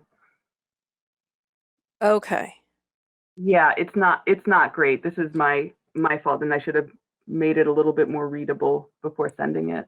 No, that's fine. So my guess is that we're going to get an updated version of this, right? We are, this is preliminary right now. Okay, so now that I understand that, and I'll be able to figure that out, I'll look at the next one and read it more carefully. Thank you, Emily. Yeah, and I'm glad you brought that up, and I'll make it better when I send you guys the corrected one with Karen's recommendations factored in. Great. Mr. Chairman, Yes, Mr. Fairman. I should like to make a suggestion as to the presentation of the revenues. There is the town allocation, and then there's all the other amounts. I added them up, $41,200. So I'm suggesting that the revenue amounts be rearranged so a total of $41,200 can be shown, because as a total, it really impresses us as to how entrepreneurial are our library director and our library trustees. So we could almost have, sort of two subcategories in there, Emily, I think is what Mr. Fairman is suggesting. So you could have basically on top or on bottom, either one, the town allocation, and then all the rest. Yeah, or break all the rest into fee for service and things coming from the trustees, and do summary lines in yellow in the way that I've done below. I think that's a great idea, Howard. Thank you. All right. Does anybody else have any further questions? So Emily, Mm-hmm. so the town allocation has been reduced at this point Mm-hmm. to $186,000. Let me do that. Okay. That's because of the changes we made in expenditures. That's correct, Josh. Okay. Yeah, and I may be stating the obvious here, Bara, but not necessarily for you, but for anybody who's looking at this, that 2021 budget is the one we're in the middle of right now, obviously. And we could look at a different breakdown of this and see where we are budget to actual if we requested that. So if that's something we want to see as we move forward in our deliberations, that could be available to us, I'm sure. If that's easy, I would love for that to be in the next one that I get. Can you say that again, Josh? You guys want to see where we're at in this particular fiscal year? A 2021 actual. Okay. Current. Yeah. And that would, I mean, we're what? Well, we're just about halfway through 2021. Right. So, our percentages would be based on that, but that would be a helpful column for us to have. Sure. Yeah, I'm happy to prepare that. Just to see how we're tracking currently. Right. Sure. We can even potentially do a projection. Yeah. So we can do that through NEMRIC. And if it makes it easier, Emily, we can have that for the next meeting, the NEMRIC format. I'm just used to you guys putting it in there, so I didn't put too much, I didn't put enough thinking into my color coding. And, like I said, this is usually just titled the Emily Workbook. and then I pass it on to the town manager to put it in the format that you guys look at everything else in. But I'm happy to prepare that. What is the meeting date that you would like to see this on? Is it in 2 weeks? No, we're going to do general fund and the highway fund in 2 weeks. Can we have it for, well, no, we can do yours. It'll be quick. So if we just have that information, we don't have to go through it again. If we can just, even if Karen, if you have that in NEMRIC already, or if Emily can supply you with the numbers so you can put it in NEMRIC, just so we have the information available to us when we're actually, we won't be proposing a completed budget till roughly the end of January. So, not that we want to wait until the end of January to see that, but, it might actually be helpful to have it after the 1st, because then we would have an actual half year. Mm. If you could do it current to December 31st, and provide it to us. I don't know, Karen, does that make sense to you, or is that? Emily, I'll work with you, okay? Okay, sure. I'll get you Yeah, what you need, okay? No problem. I'm also going to try to take some of that vacation time I didn't take. So I wasn't going to be here, though I won't be anywhere else. So I could tune in if you guys want to do it on the 16th, but I'm also happy to do it after the halfway point for the fiscal year. Now, again, I don't think we necessarily even need you to be present. It's just if we have those No. numbers, that would be helpful. All right. Well, I've made notes on what you guys requested. Thank you. Thanks, Emily. Thank you. Yeah. Are there any more questions? All right. Thank you, guys. I'm missing these faces. Bye, Emily. Thanks. Bye. Thank you. Josh, Yeah, before you go into the next section here, the Town of Putney Financially Healthy, before we hear from Howard, I'd like to make a little statement, if I could. yeah. Karen and I talked about that. Well, Karen, do you want to, our next item is the Town of Putney Financially Healthy. Karen, do you want to introduce that, or do you want just David to just go ahead? I could do a little segue here. So it's on our agenda because Mr. Fairman had requested, and we've been discussing this for the last 2 or 3 meetings. And David and I have been working together on different resources to take a look at our financial health for the Town of Putney. And with that being said, go ahead, David. Well, you pretty much covered it, but I'll just say what I wrote. For a long time as a taxpayer and now a select person, I've been concerned about the fiscal health of Putney. I think everybody here knows that. I want to be clear that I'm not a trained financial professional, only a small business owner. But it has appeared to me that Putney as a town has been providing a high level of services at a high cost, borrowing and accruing debt at a rate and in a manner that seems out of balance for a community that isn't growing and losing businesses. Karen and I have had many conversations about this, and I know she shares my concerns. So in March of 2020, I started searching for a method to assess our town's fiscal health, and that's when I found the survey done by David Fleming of the Ethan Allen Institute. But then COVID hit, and Karen and I weren't able to fill out the survey and get the results until now. Karen and Chip Stearns worked with David Fleming to get the results, and now, Karen, it's yours. You take it. Thank you, David. Sure. So I also worked with Ashley with Vermont Bond Bank. So both of these reports that we received this week is based off of the 2019 audit. We don't have a draft of the 2020 audit as of yet. We're hoping in the next couple of weeks we'll see one. It would have been beneficial if we could have used the 2020 audit because we don't have it. We had to use the 2019. In that 2019, the gravel pit, that number is not in there. Also, with both the Vermont Bond Bank and the Ethan Allen report, the highway department budget is not considered. So it's based off the general fund budget.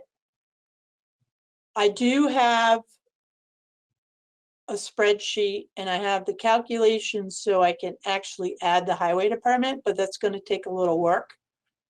It's not prepared for tonight. What we did find out. So Karen, can I interrupt you for 1 second? Sure. So just to make that clear, to make sure I understood that and other people understand that, adding the highway department would add expenses and to actually make the outcome be less desirable, correct? And adding the gravel pit would make the results less desirable. Yes. Okay, great. I just want to put that up. Great. Okay. And Karen, I have one other clarifying question about that.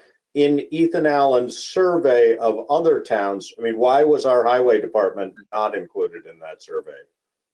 Because they only look at the general fund budget. Okay.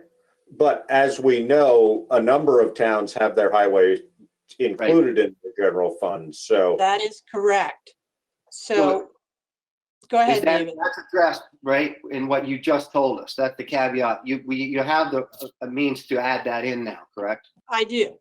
I Right, do. okay.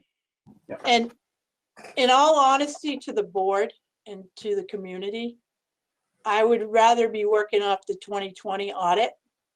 Yeah. Only because I know we have the gravel pit number in there. And When is that available? they haven't given us a draft yet. I'm hoping by sometime this month. So Is if they give you a draft, can we work off the draft, or do we need to wait till the final before you feel comfortable? I would probably work off the draft Okay. because there's not many changes once you get the draft. Okay. Yeah. But they're short-handed right now. Okay. Go ahead. Is that why we're waiting? I mean, this is unusually late for us to be getting an audit report. Are there, I mean, I know these are unusual times, but are you concerned about that as far as the auditor we're using, or is this just reality? It's late in the game, Josh. I would agree with you. Yeah. Am I nervous right now? No, because our budget doesn't really have to be approved until the end of January. Right. And the audit doesn't have to be out to the public until February. So I think we're still in a good shape, but the 2020 audit would have been helpful for these reports. Mhm. Yeah. So given that, from the Ethan Allen report, so we scored a 49, which ranks us 21 out of 31 Vermont towns. Given that, we're borderline right now on healthy and distressed. Well, marginally healthy. Right. Yeah. Yeah. Marginally healthy, right, between 50 and 69, and are financially distressed, 49 or below. We're at 49. And that's without the gravel pit. And that's without the gravel pit and without the loans, the short-term loans we have on the equipment. So given that. Can I ask a question? Are you still reporting? No, go ahead. So I see that we have two reports essentially. We have the Ethan Allen Institute and we have the Vermont Bond Bank fiscal analysis. And I'm sure they're not exactly equal, but they each give a financial picture, and just I wasn't able to read it in depth, and there's a lot of information that I don't understand. But in general, do they agree? Well, I tend to lean towards the Ethan Allen a little more because it gives us more information. Vermont Bond Bank, again, the gravel pit's not in their report. And it doesn't really spell out that, we're distressed. But again, if we had the 2020 audit, I think we would have a more concrete idea where we're sitting. And the two reports would probably agree more than they may do now? Yeah. Yeah. Okay. Again, Vermont Bond Bank, they looked at like the water system too, and the school district ratios. But if I could interrupt you for a second, Karen. Go I think ahead. that the Allen Institute took a lot more and varied information into consideration. And a lot looked more. A lot more. I mean, Yeah. Chip and Karen worked for a long time to fill that in. And I think the Vermont Bond Bank looks at certain parameters to see if they consider you healthy enough to loan you money, but certainly all the stuff that the Ethan Allen Institute survey looked at. But both of those studies pointed at areas that are of concern to us. Low unrestricted reserve funds, versus long-term debt, the percentage of debt service as a percentage of operating expenses. Ours is more than twice the average. And all of this is you've got to take into consideration, these are average against towns, the majority of which are considered to be marginal at best or Right. possibly in distress. So it's not like we're comparing ourselves to the top 10%, and these are the areas we have to work on to make ourselves to the top 10%. So what I've read, I haven't read as much of it as I want. I don't understand it as much of it as I want, but they reaffirm something that I felt in my gut for a long time, and that is that Vermont as a whole is heading in a direction because of a loss of growth and because of a loss of business that's probably warrants us at least considering, restructuring how we do our business here, and COVID added to that, making things even harder and even more unpredictable, to me, creates an environment where we really need to be cautious and think about how we're spending our money and the long term of things. There are some things that are in our favor. I think both studies came out with that we have a high percentage of our debt is in short-term notes, like for the highway department. But unfortunately, we couldn't add the highway department to the Ethan Allen study yet. So we don't know how that's going to affect us. And I don't think it's going to affect us favorably because we have a lot of debt at the highway department. So with all of that taken into consideration, it feels like kind of it reaffirms, it's kind of a wake-up call. It is a wake-up call. Really look at this. Instead of just business as usual, that's what the budget used to be. So let's just do that again. It helps us understand how important it is to increase our unrestricted long-term reserve fund money so that if we have trouble servicing our debt, it's there for us to use.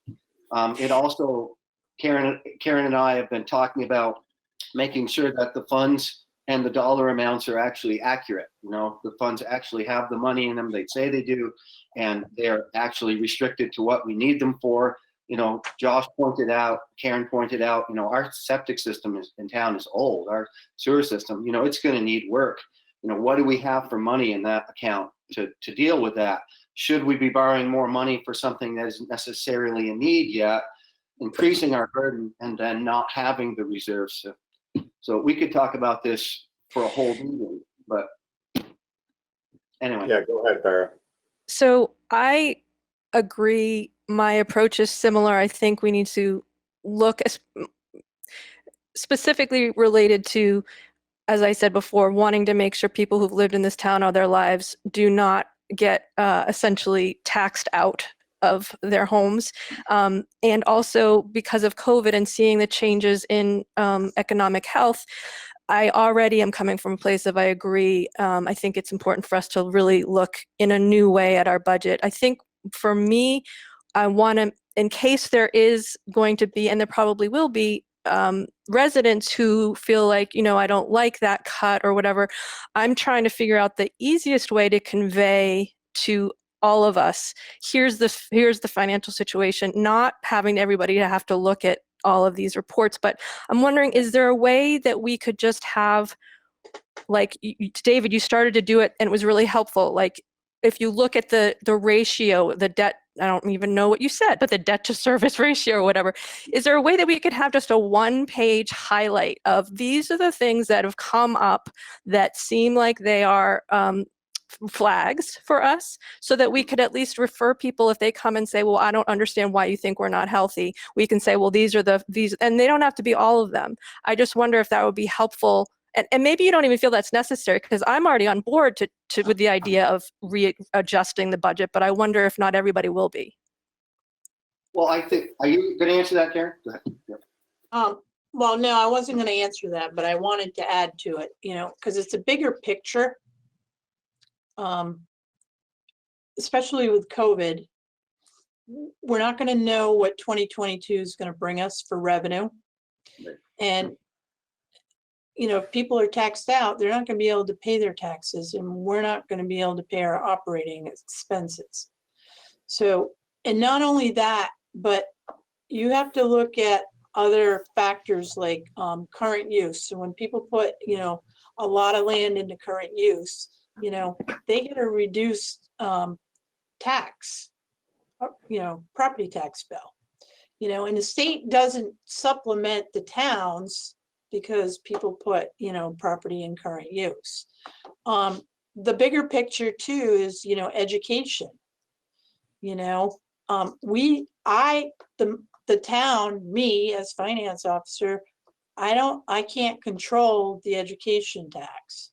It's set by the state and, it's based off the budget, just like our municipal budget.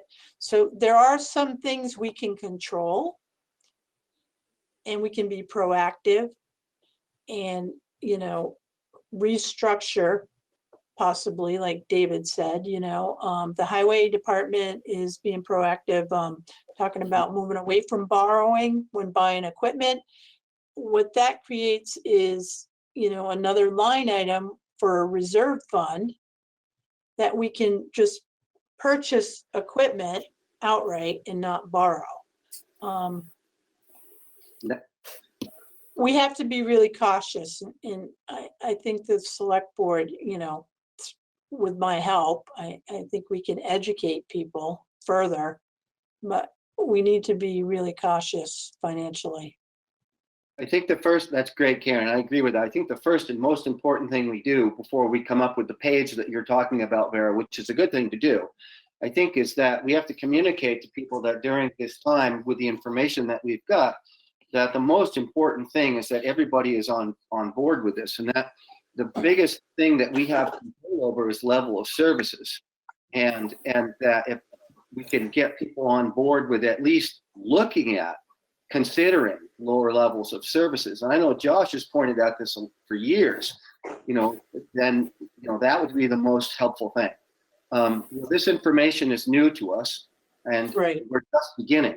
We're just beginning this process, but it looks like if this is accurate, we're going to have to, across the board, look at making cuts, and everybody's going to have to be part of that, and that means, just citizens, taxpayers are going to have to look at, what could they live without or wait to have or whatever.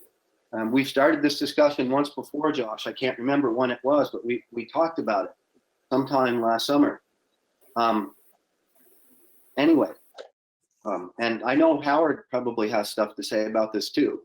Yeah, I want to make a couple observations. I don't disagree with anything that's been said, and I think we should be cautious, and we should certainly be thinking about, how we spend money going forward.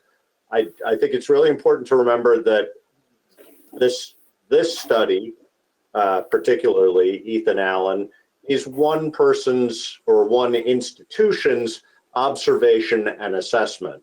And I think the thing that, just doesn't concern me about that, but I think we have to be aware of, is that I don't feel like I know what distressed means versus marginally healthy means versus healthy. That's an opinion of this organization. And I'm not disagreeing with them, and I'm not in any position to analyze that and make a statement as to how it's different. I think that it's also very important to remember that this is a snapshot in time, and that we may be in this position right now, and considering how it affects us over the next year or 2 years or 5 years or 10 years or whatever it might be.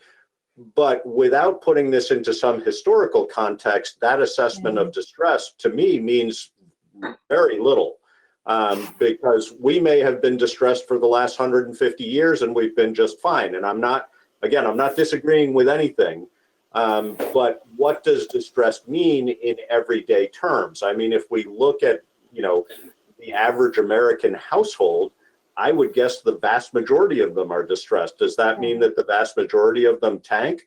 Sometimes, but it's a very narrow slice of both time and interpretation that we're looking at. And I by no means am saying that would encourage me to spend frivolously or more or any way different, other than being cautious about it, because I think that's a wise thing in the moment that we're in. But, I think we really need to look at how that fits into a picture. One assessment is not the whole picture. And the bond, and I know you're not saying that, David, and I'm not trying to push back on that. I just think it's important for people to know and understand that. And the other thing, for example, with having a reserve fund for buying equipment, and again, I don't disagree with that. I think it would be great. But when we put money aside, our ability to earn money on it is very limited. We are not, there are laws about that as to what towns can do with funds that are placed aside. There are some that would argue if you're setting money aside, you're not taking advantage of the reality of basically the time value of money and how it goes forward. So, it's pretty nuanced stuff. And I think we should certainly have these conversations and continue having these conversations. But I also think it's really important to have a broad look at it. And, for me, what that would mean largely would be including more outside expertise, because I know I don't have the expertise, and where we would find that and how that would, there must be people that advise on municipal budgets and what it means. But I think we just have to be thoughtful about those things. So a couple things in response to that, Josh. This is no way as like a doomsday statement. I'm not trying to say that. This was gathering information, which I think is needed to happen for a really long time. And I hope we gather a whole lot more information. And one of the thoughts I had was on the two pieces of information we have right now, if we could focus on the areas where they agree. We take the Vermont Bond Bank that says, okay, you scored really poorly in this way, and the Ethan Allen Institute study says you scored really poorly in the same way. And we look at that area and we say, how can we improve the way we do business here? And then we look at all the things that are the similar, and we work with that and ask for outside help. Great. I know we can't, I also know that we can't really, we're limited to if we can accrue a value on saved money. But what we can do when you buy cash is we cannot spend interest money. And right now we're spending approximately $150,000 on interest payments a year. And offsetting that will be challenging. If we can set up a reserve fund with money that would have gone to payments that we're not making for the next couple of years, we could begin a fund and then possibly look at the use value of equipment being longer than scheduled time for replacement. We might get to a place where for over a period of time, not would we be able to buy all of our equipment cash, but even if we could replace 1 out of 4, or 1 out of 3, or 1 out of 5 trucks cash and cut that interest payment off, that would in effect be maybe equal to gaining interest in savings. So we could offset expense that way. And I know Brian's working on that. He's been thinking about it for a long time. And the highway department has been functioning really frugally. He's been functioning with a surplus every year for some time. So if we could extend that into other departments, that would be helpful too. Any way that we could cut and use the information we've got and gain more information. So I heard everything you said, and I agree with that too, Josh. It is just a narrow window, but worth looking at. No, I'm not encouraging us to be more frivolous by any stretch. But there are different ways different people would look at this and say, this is how you should do it versus how this is how you should do it. And we shouldn't just take one institution's picture and think that it's telling us everything we need to know. And the bond bank, I have no idea, for example, with the bond bank, they just bonded us for $1 million on the gravel pit. So presumably one would hope that the bond bank has a nuanced enough approach to this to understand whether a town is going to be good for their debt or not. So I'm assuming they wouldn't, if they thought we were distressed enough for it to be a real problem for us, I would assume they wouldn't lend us money. I might be wrong. I don't know, you know? I can't speak to that intelligently, but I can say that the governmental the debt ratios of governmental activities, considerations and discussion do point at areas where they have concerns about us. And those are, so we should look at that, because ultimately, instead of giving over the decision of whether we are fiscally healthy or not to anybody else, we should be making that decision, and we should be getting all the information we possibly can to make that decision, because that's our job. So,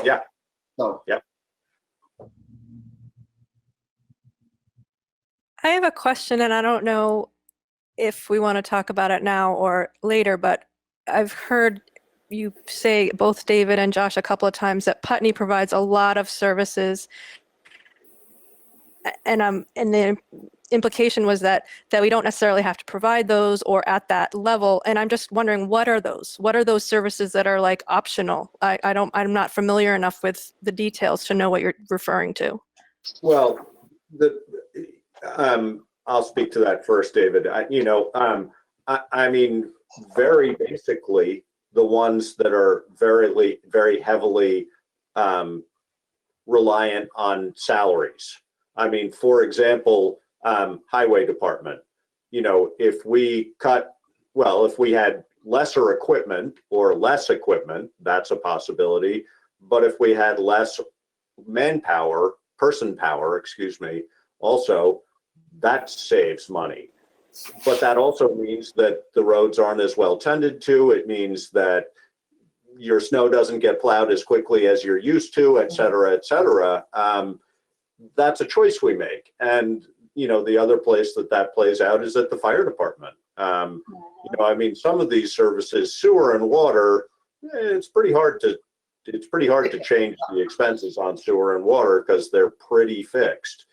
But with places like fire department and highway, and honestly, in town hall services as well. I mean, if people chose to have one less person in town hall, we'd have a whole lot less service, and it would be a whole lot slower. But it would save us some money. The tough thing about this, when you start looking at the budget in that way, is that in the big picture, they're surprisingly small slices of that big picture. I mean, for example, if you talk about eliminating a highway department person, out of our whole budget, one less highway department person is a very small number and would very minimally change anybody's taxes. But it all adds up. And so when we assume that our roads are always going to be plowed the way we've come to expect, we assume that every culvert's going to be replaced when it should, and we assume that there's going to be a fire truck at our house within 4 minutes, we've agreed to bounce all of those things up by a certain amount. So the flip side of that is, what's the liability involved in that? I mean, if we as a select board were to recommend cutting, for example, 20% from the fire department budget, and maybe or maybe not as a result of that, there's a poor outcome, are we liable? Either personally or as a town. Personally, in theory, we have indemnity, so no, but as a town, maybe we would be. Tough choices. Right. And then, The other, go ahead, Karen. I was going to mention too, the other areas that you would look at, for cutting services could be the sheriff's department, rescue, you get the library also, so you would have to go and look at the entire picture, and across the board, you would have to consider. And I mean, and there's expenses in this too that you don't see as services, but they come with the services, like the new fire truck. Right. We have a fire truck that functions right now. It needs a set of springs and maybe a new computer. It's going to cost us to maintain it, but not what it's going to cost us to replace it. And in time, if we had bought it now instead of in 5 years, the comparison to that, it would be less. But, can we provide a level of service that's good enough so that we're not liable as a town without taking on the new expense? That's a big chunk. It's not a small slice. And if we look at all the small slices and the big chunks, and we consider the time frame of when some of the debt will go away, and then we could create funds that would alleviate borrowing money, and we look at the whole picture, we might be able to restructure it in a way where when we get more information to add to the stuff we have now, we find ourselves in a more healthy position. So if things do get really bad, we're in a better spot.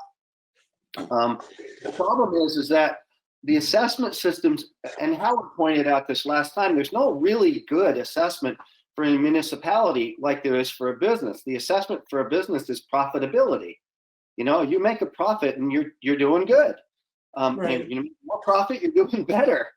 But in a municipality, we're not here to make a profit. I guess the profit is the well-being of the town. But we have to replace profit with something, and then that's what the ratio formulas where they come in. It's like, you know, there's a 10-point system, and there's a ratio formula, and there's another system, Brown system. All different communities use different systems to assess their fiscal wealth. But I don't know. You know, I think that maybe part of this is because I am a cheap Yankee. Maybe that's why I'm concerned about it. Maybe part of it is that I grew up in a community where people were much more accustomed to getting their roads plowed slower. There being fewer people hired, them being okay with it. Maybe a higher level of community service. Maybe the community had more businesses that were profitable that can contribute from the private sector that might have alleviated the taxpayer burdens. Maybe there was less financial discrepancy between the wealthy and the poor, so that the people who are struggling weren't struggling so bad. And I feel that acutely, you know, so I'm sure that my personal perspective plays a huge role in me being so concerned about this. But I hear what Josh says really clearly, and I'm trying to approach it with as big a picture as I can. I think that sort of teeing on what you're saying, David, I mean, profitability, you know, in a business context for us is looking, like you said, like the well-being for the people.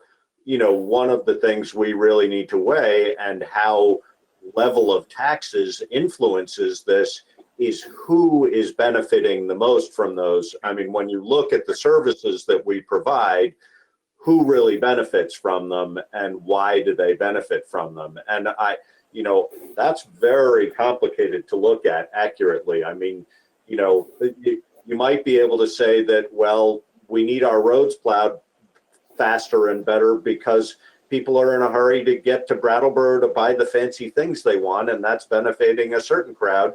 There's the other part of the crowd that has to get to work on time. You know, so they're complex equations no matter how you look at them. And I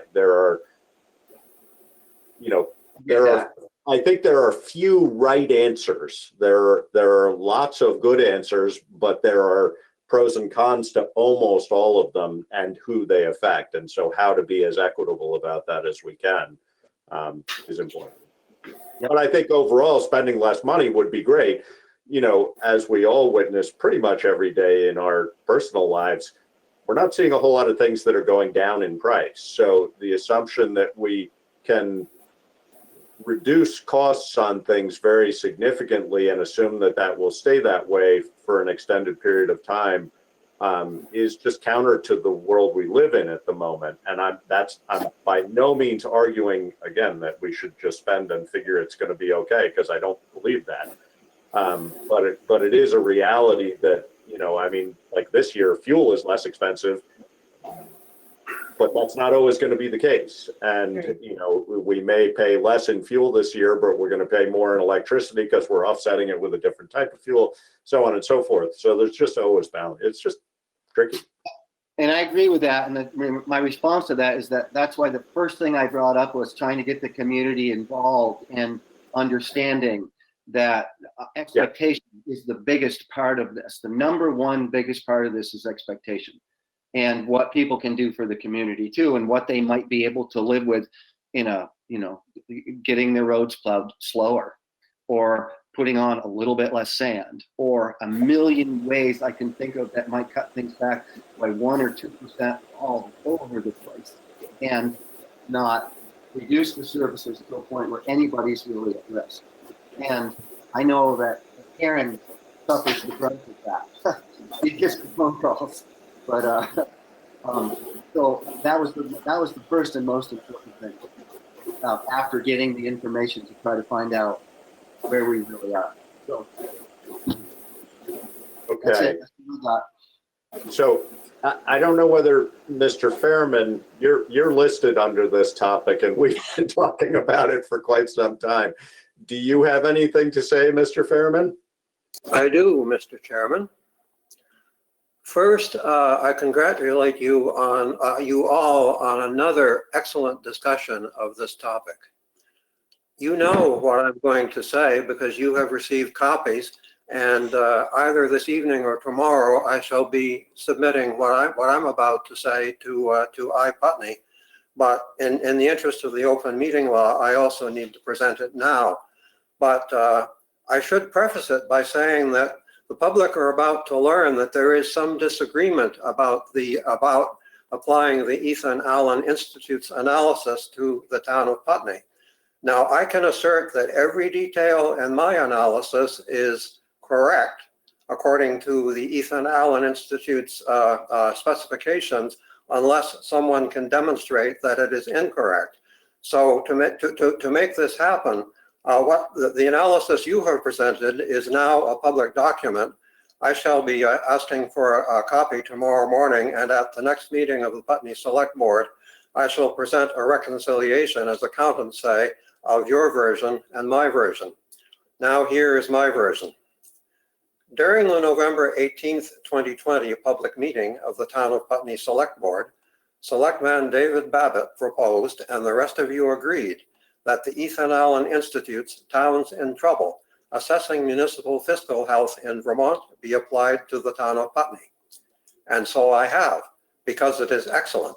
And I thank Selectman Babbitt for bringing it to my and our attention. I am attaching my detailed analysis.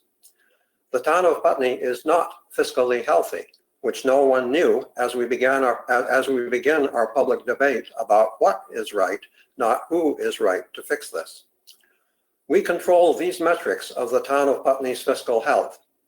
The ratio of unrestricted general fund balance to general fund expenditures scoring 1 of 30 possible points. The ratio of total long-term debt to total government-wide revenues scoring 23 of 30 possible points. The ratio of government-wide unrestricted net position to total government-wide expenses scoring 4 of 20 possible points. We do not control these growth metrics that are intended to capture future revenue trends. Change in local employment, which is declining, scoring 0 of 10 possible points. Change in the equalized grand list, which is below the inflation rate, scoring 0 of 10 possible points. Regarding the town of Putney's total score of just 28 of 100 possible points, Towns in Trouble states, I quote, "Municipalities with scores below 50 face severe fiscal distress and are in danger of becoming insolvent," unquote. I assume you agree, and I realize that you do, that the town of Putney municipal budget for fiscal 2021-2022 must and will do whatever is necessary to restore our town's fiscal health. Now, I reiterate that I am now requesting that the town manager forward to me tomorrow a copy of your analysis applying the Ethan Allen Institute's criteria.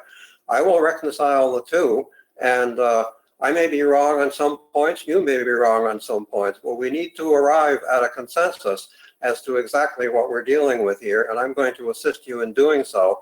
Someone mentioned earlier there needs to be sort of a dashboard of how we're doing on this. I'm going to provide that dashboard because you have spent a good deal of your discussion talking about the budget. The Ethan Allen Institute criteria have nothing to do with budgeting. They have to do with allocation of funds because they actually are a financial model.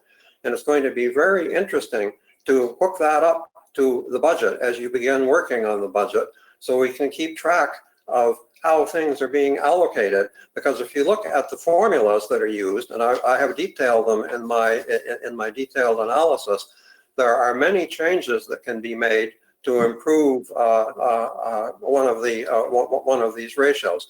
It isn't cut and dried. There's a number of ways of doing it, none of which necessarily involves the cutting of services.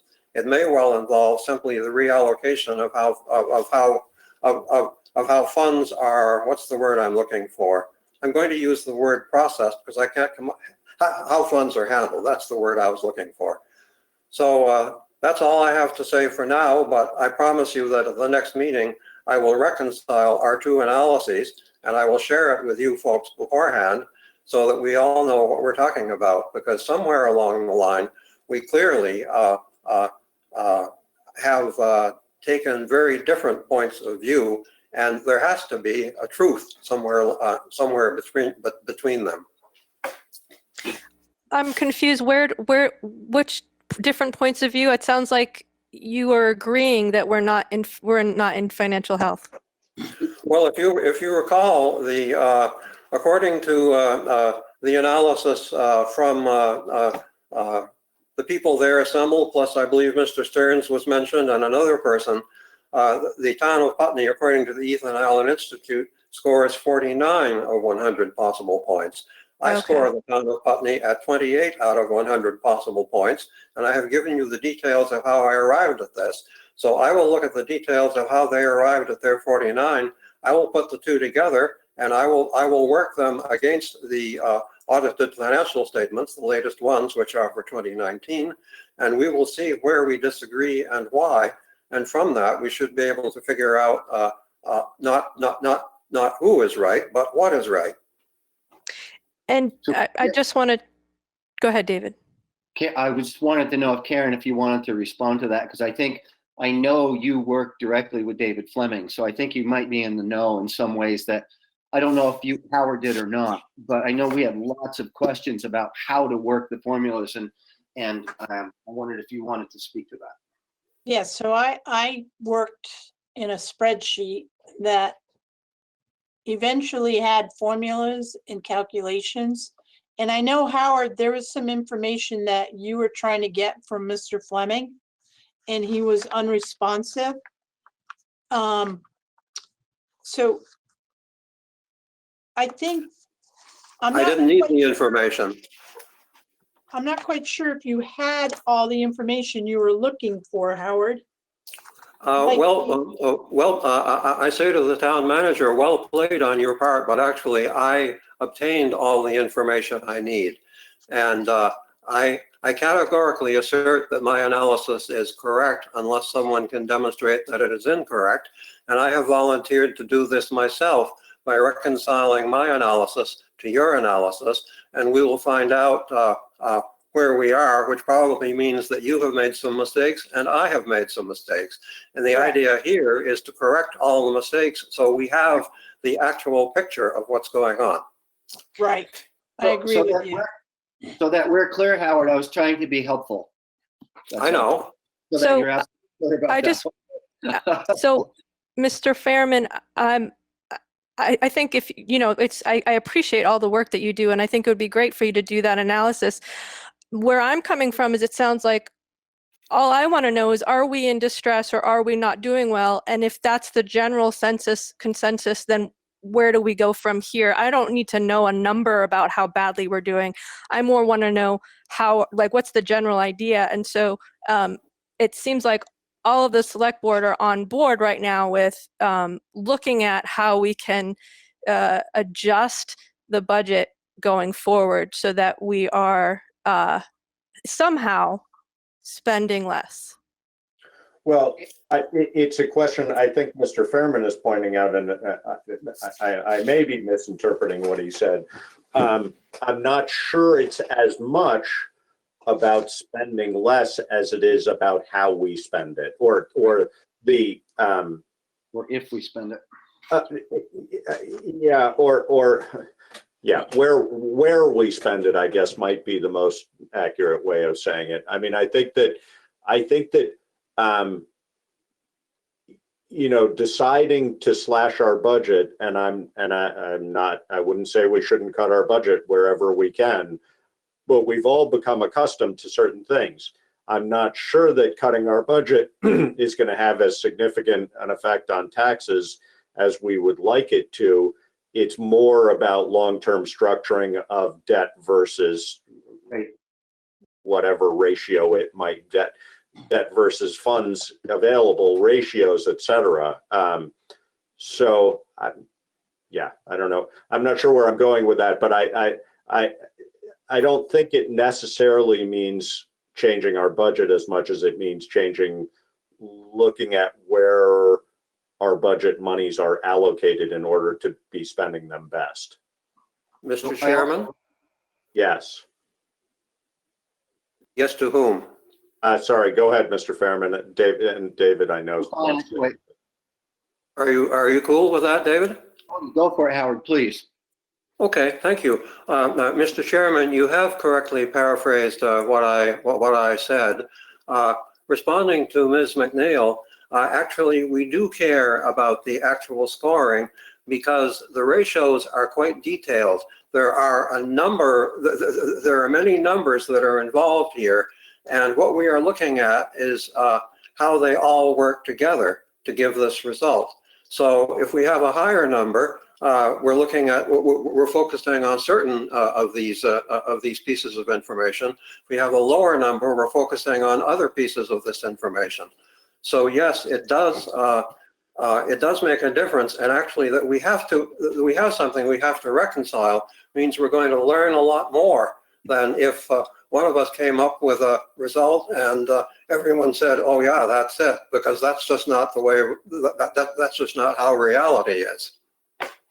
The comment I wanted to make was more general, and it was more about how we work together and kind of bringing up what Josh said earlier too, and that this is just one piece of information. I'm hoping we get a lot more.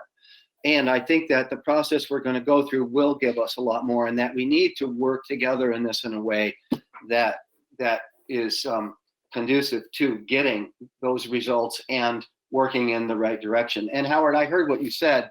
I think in some ways, Putney scored well on this, and our net position really wasn't that bad in relationship to our long-term debt, but our net position is heavily weighted in assets, and because of our level of debt and the low level of our unrestricted reserve funds, we score poorly. So I can see how moving things around would really help, and looking at the future will help us know where to move them around, not just the study. But I think I heard you correctly, and I really want us all to work together on this in a way. I think the importance of having accurate outcome information about the study is that it's a very clear measure of strengths and weaknesses, and being able to say these are the specific weaknesses we need to address, and these are the strengths that we should be able to take advantage of. Right. Is important in order to shift that equation, that the multiple equations, sooner rather than later. Right. I think we could easily try and do something that seemed like a great idea, but isn't going to shift that equation for us in a very significant way in the long term. And there may be simpler ways to approach it that will shift those equations for us more. I might be oversimplifying the heck out of it, but. So one more question to Karen.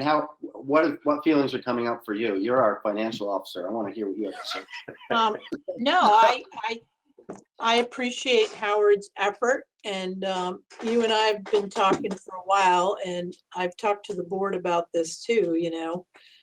We have some funds, we have surplus funds, and I think allocating them in the proper place in case something happens in the future, we have it, and we're not going to be having to borrow money.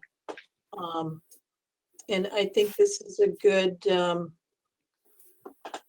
although we just have the general fund, I would feel more comfortable with having the highway budget and having the 2020 budget, but it gives us a starting point with the 2019 audit And moving forward, we'll figure this out where it'll put us in a place where we're gonna be healthier.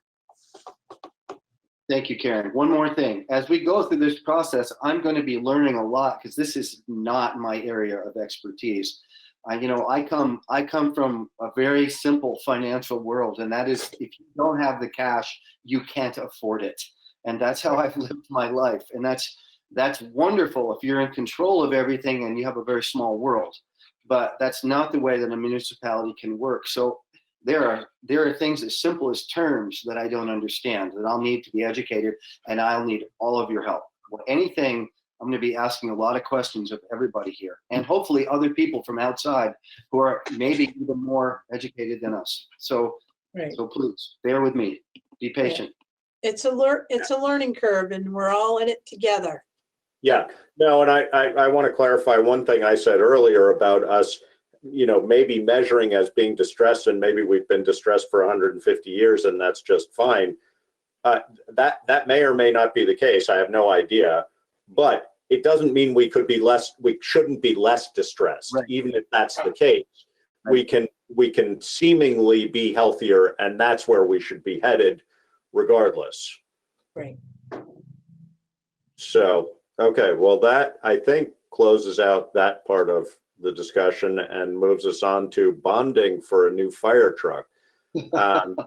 You again are listed on this, Mr. Fairman, but I'm going to ask Karen to comment on this first. I mean, I didn't have as much time looking at the bond bank information as I wanted to analyze it for my own understanding of it as much as I'd like to. Were there things in there, Karen, that either particularly highlighted for you? Yes, this is a good idea now. No, this is a bad idea now. How did you interpret that? Well, given that we don't have all the numbers and we don't have the 2020 audit. Yeah. I don't have enough information, Josh, to feel comfortable. I mean, I think that my sense of the board in general, and Barra, I might exclude you from this just because you're new enough, so I don't really know, but my sense from David certainly and from Karen is that as a rule, if we aren't totally comfortable with spending more money that we don't have to, then we shouldn't do it. And we all understand there are very compelling reasons to bond for a fire truck in this moment. But it's also very clear that it's not something we have to do. And I know Tom Goddard might have to grin and bear it as he stated it, but he agrees with that also. That this is more of a want than a need. And again, there are very compelling reasons to want it in this time. I think that the interest number, we have benefited for many years now from interest rates being incredibly low. And that plays a huge role. And what our status would be as a town and the health of it if interest rates were suddenly to go to 6, 8, 10%, or to have been at that while we were in a position where we had to borrow money, things would be way different for us. The fact that we've been able to borrow 2% money for a decade is pretty mind-boggling, and we can't in any way assume that's going to continue to be the case. So, that would be the upside of purchasing it. From my perspective, that would be the single biggest upside of purchasing this truck now, is that the bond bank rates are incredibly low. Beyond that, I wouldn't argue that this is a smart time to be buying anything that one doesn't have. Barra.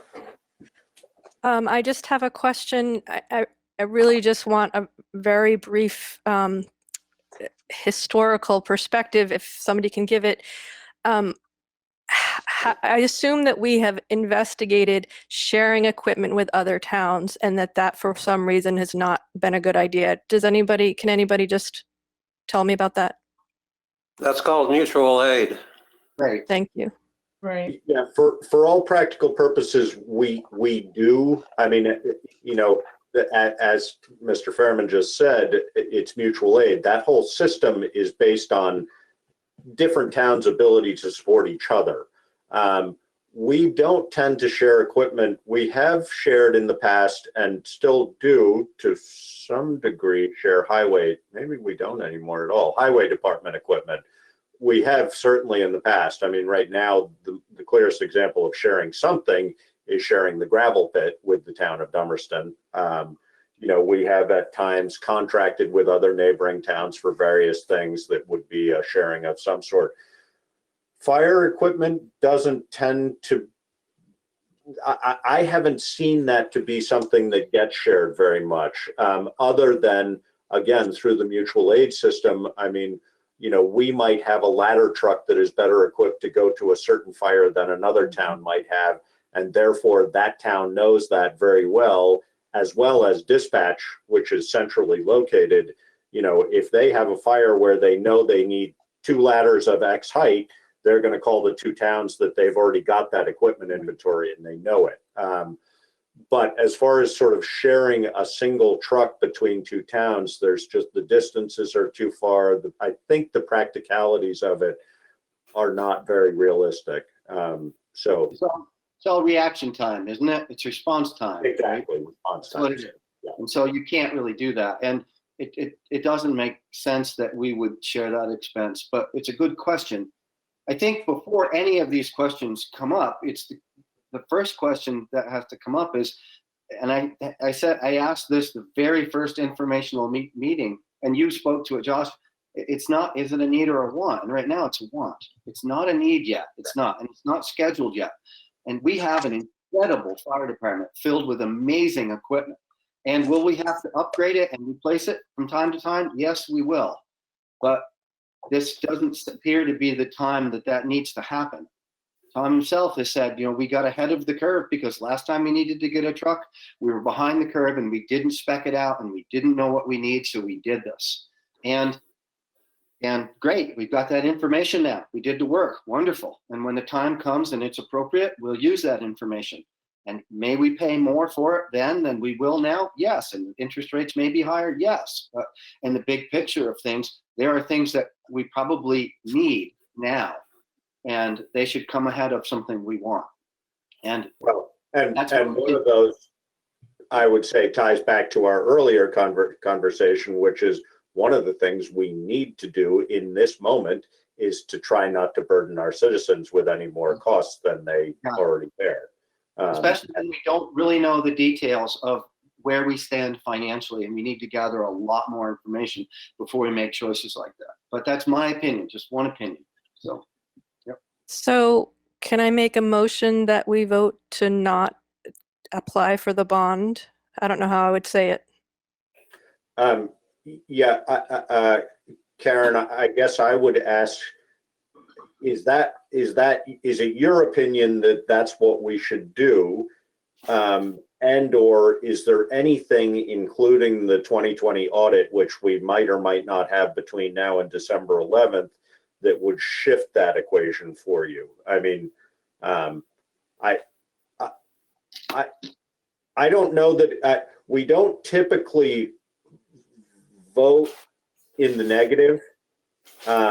What we would do is just not vote in the affirmative, but we could go either way on that. Mr. Chairman? If we were going to vote to apply for the bond, that would be a positive vote. I see. We don't necessarily need to vote no to not apply for it. So would the motion be to vote? Well, if there was a motion to vote for applying to the bond bank, that would be one thing.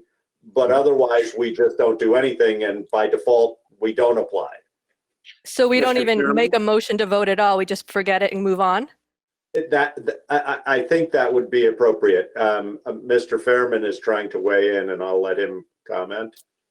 I will just say that under rules of order, a motion is to do something. A motion is never not to do something. Not to do something is to vote no on a motion to do something. Got it. But as you are not actually doing anything, you don't necessarily, you don't even have to have a motion. Okay. Exactly. So I have- how do I say let's move on? Hang on. I asked Karen and I haven't, I and others have not allowed her to speak. So Karen, go ahead. So I'm not allowed to have an opinion, but I do know we'll have some surplus. But again, when we have surplus, towns should carry like between 8% and 12%. So without having the 2020 audit at this point, again, I am not comfortable moving forward with an application to the Vermont Bond Bank. I mean, you're going to add another $52,000 a year to a budget. Right. And we just paid off this fire truck, which was like $37,000. That payment can go into a reserve for 4 years down the road or 5 years down the road, where we could, you know, it will probably cost more money. Rates might not be what we're looking at right now, but we got to think about the community as a whole. Okay. And so just to be perfectly clear, Karen, I in part of my question was, is there anything between now and December 11th that would change that for you? I mean, I'm not, I guess very basically, is there any reason we should, well, we're not going to vote on this now, seemingly anyway, because we're not going to have a motion for it. But is there, do you see any possibility of us wanting to have an emergency meeting between now and the 11th to consider whether we should vote to approve? No. Okay. No, I don't. And I have one more comment. If we're going to make a motion to not do something on this, Vera, I get to make it, considering everything we've been through, okay? Okay. Mr. Chairman. Yes, go ahead. Mr. Fairman. Mr. Babbitt provides an excellent segue. Some of you, some of the 16-some people who are present may have been wondering, since I requested this agenda item, what I'm going to say. What I'm going to say is, Mr. Babbitt, from the beginning. We lost you, Mr. Fairman. Pardon me? Oh, It's you, Josh.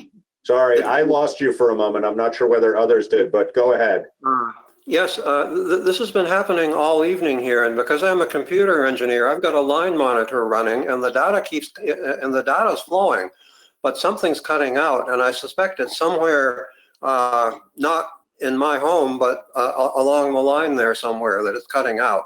So I'll back up slightly in case you missed something, and say the reason I requested this agenda item is so I could say to Mr. Babbitt, you were and you are right about the fire truck, and you have led us into the conclusion that we have reached.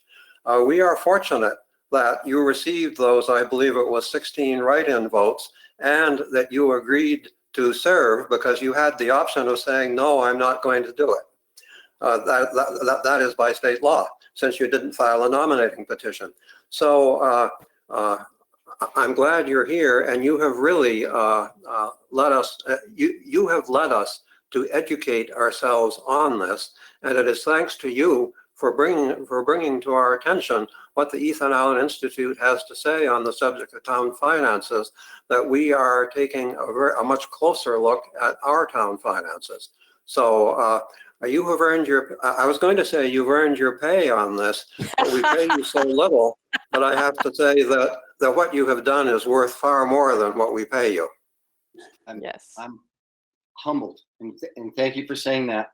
I'm motivated by the fact that I grew up in this community, and it's held me so well my whole life.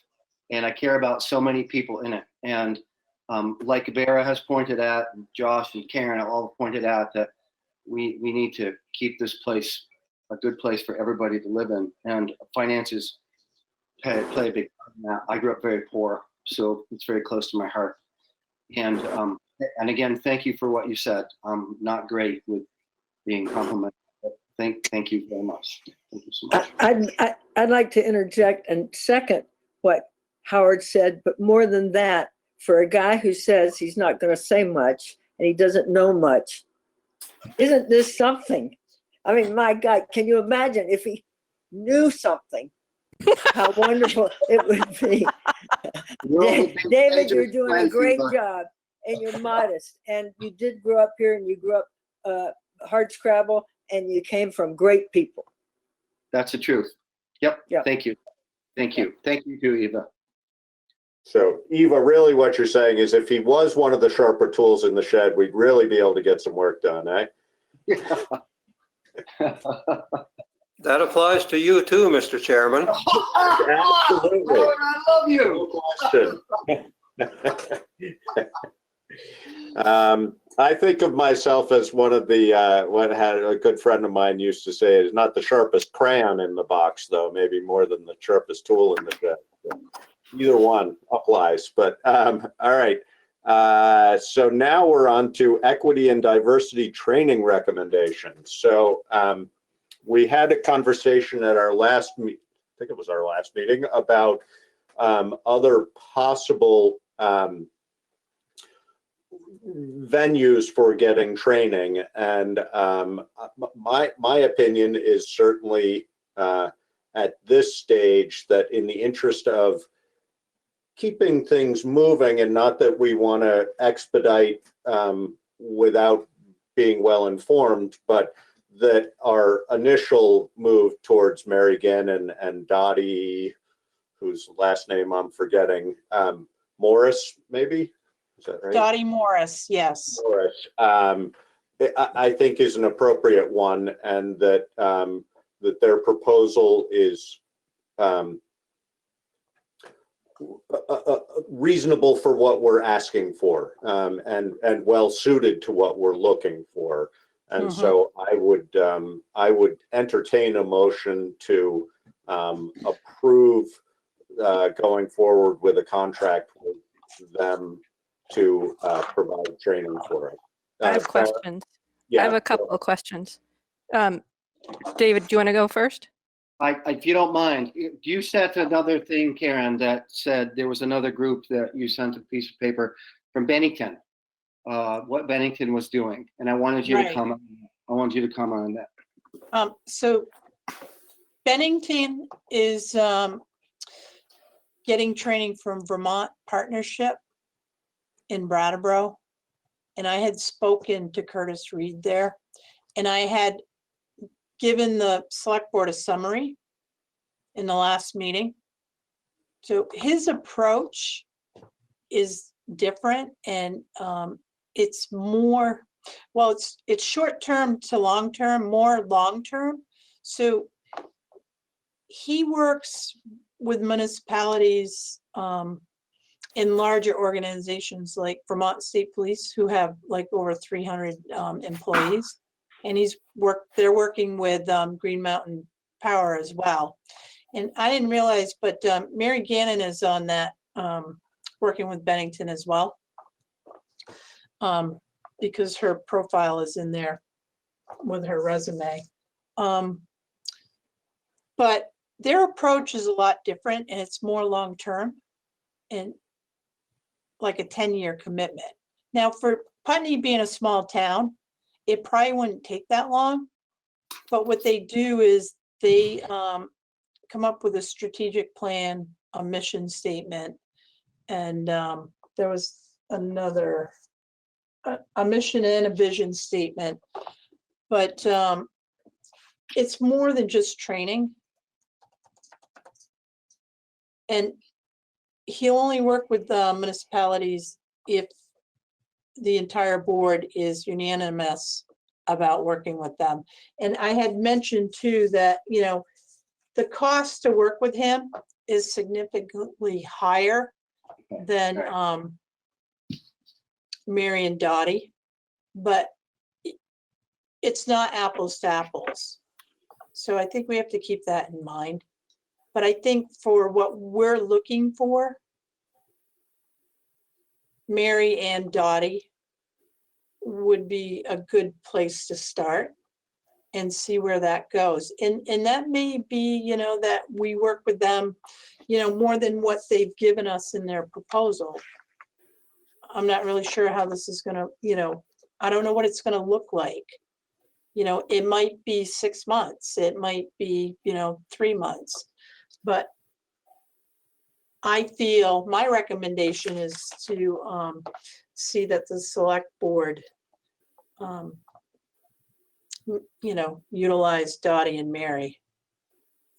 Okay, thank you, Karen. I got what I needed.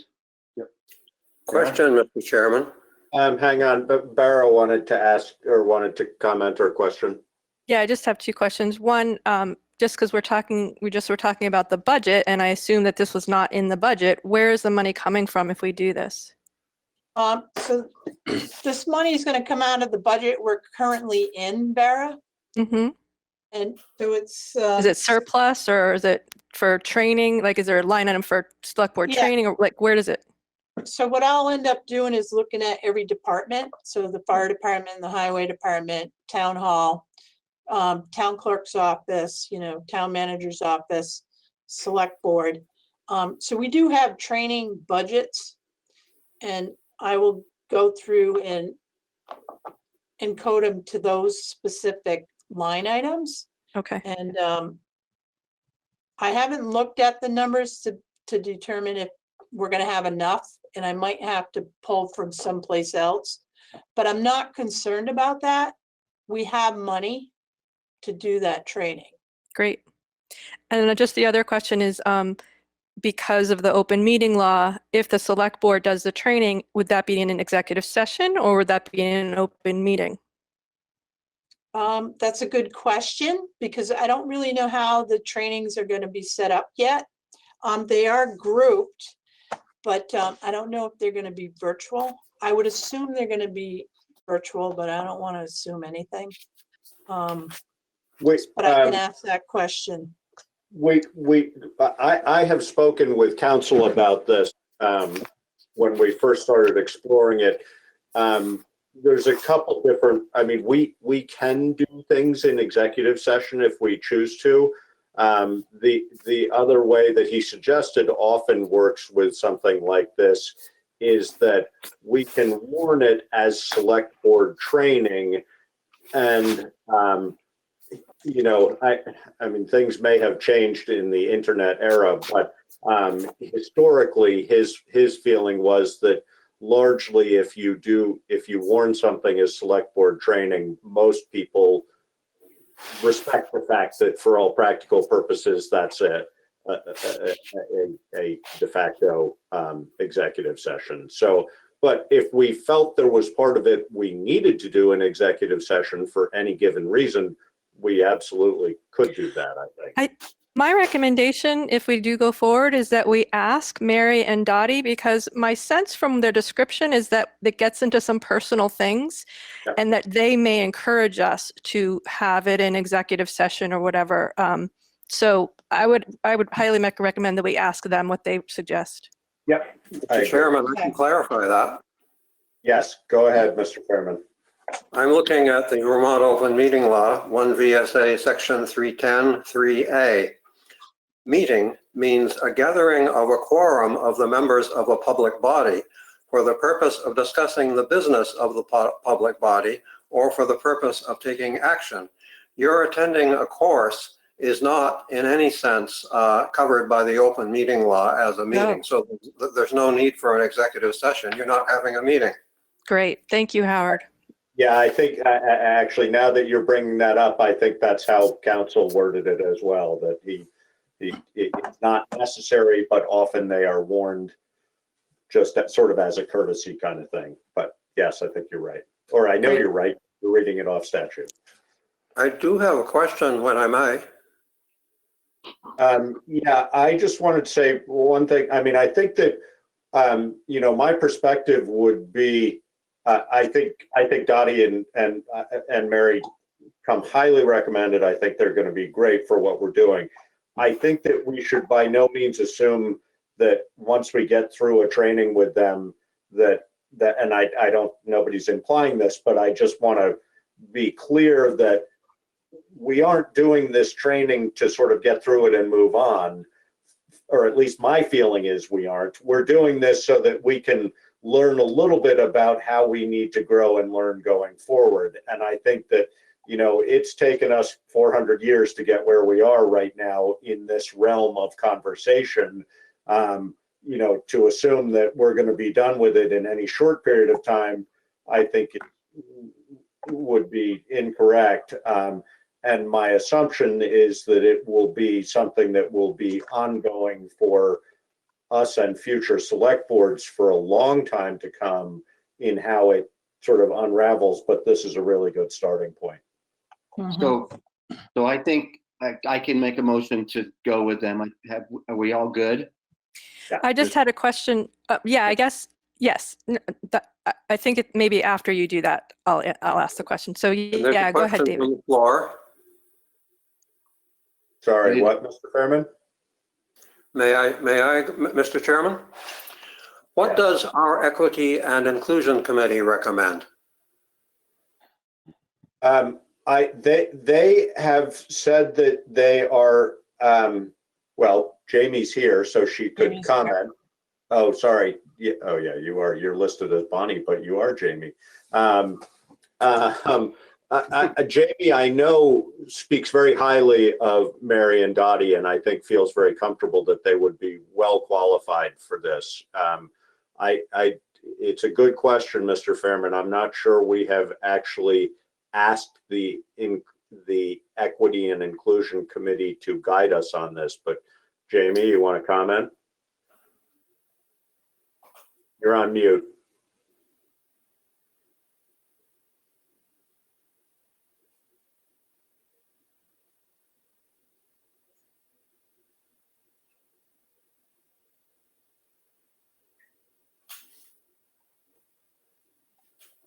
I can't hear her. I can't either. No, and I can't send her an invitation for speaking. So it's on her end.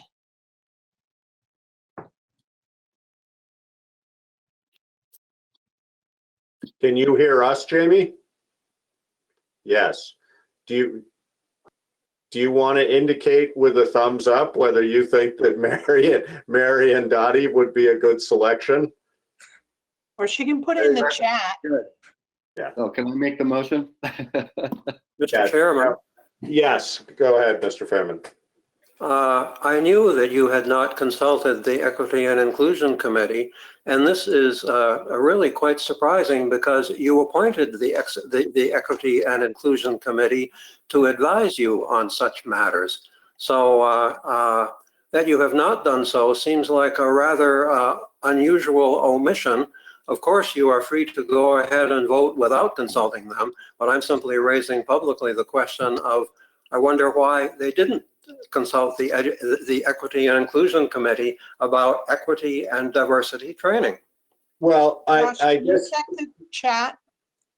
I think largely because I was aware that Jamie's been part of this conversation throughout, and she was pretty clear that she was in favor of, or not necessarily in favor, but approved of Mary and Bonnie in this situation. So I guess I took that as a thumbs up from the Equity and Inclusion group, but it's a very good question, Mr. Fairman. Josh, excuse me, can you, in the chat, Jamie has responded to your question. Okay, so Jamie, her response in the chat was Underneath Bonnie. they did recommend them, and she has spoken them to this in the past, and our committee knows them well and has trained with them and has taken Dottie Morris's training, and it was excellent. So I was aware that Jamie had said that, and that was in the open meeting I think at our last meeting. And she's saying they've done research and that's led them to approve of them. So I guess I would say you're right, Mr. Fairman, that we should have made that more formal in how we invited the equity and inclusion folks to weigh in on that, but I guess I felt comfortable that we had gotten their approval. I would suspect, Mr. Chairman, that not consulting them publicly would be a violation of the Vermont open meeting law, because your select board and every committee you appoint is governed by the open meeting law. So I'm simply offering this as an observation for the future. Yeah, but it was an open meeting that, yeah, Jamie is pointing out that she did speak to this in open meeting. The point is that you are referring to Jamie, and Jamie is certainly an eminent member of our community, but she is not in and of herself the Equity and Inclusion Committee, which is my No, point. I'm aware of that. She's a co-chair of it, and I believe, Jamie, that maybe this was a conversation that Equity and Inclusion had. Am I correct in remembering that or not? She's nodding. I don't know if you can see her. She's saying yes. Yes. Okay. So again, it was perhaps less formal than it should have been, Mr. Fairman, but I think we have effectively covered it from a sort of broader perspective. But your comments on it are will be taken into consideration as we go forward on issues like this.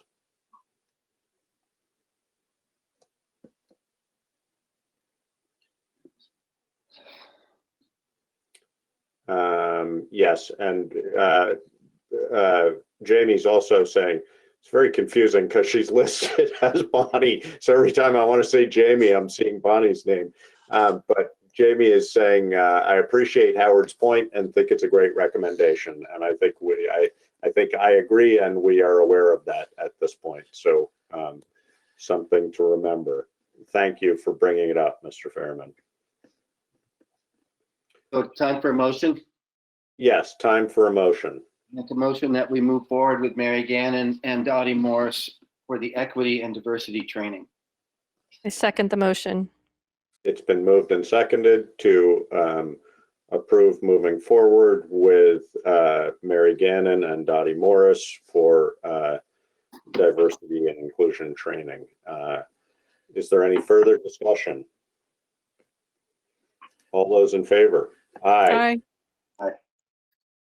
Okay, good. Thank you.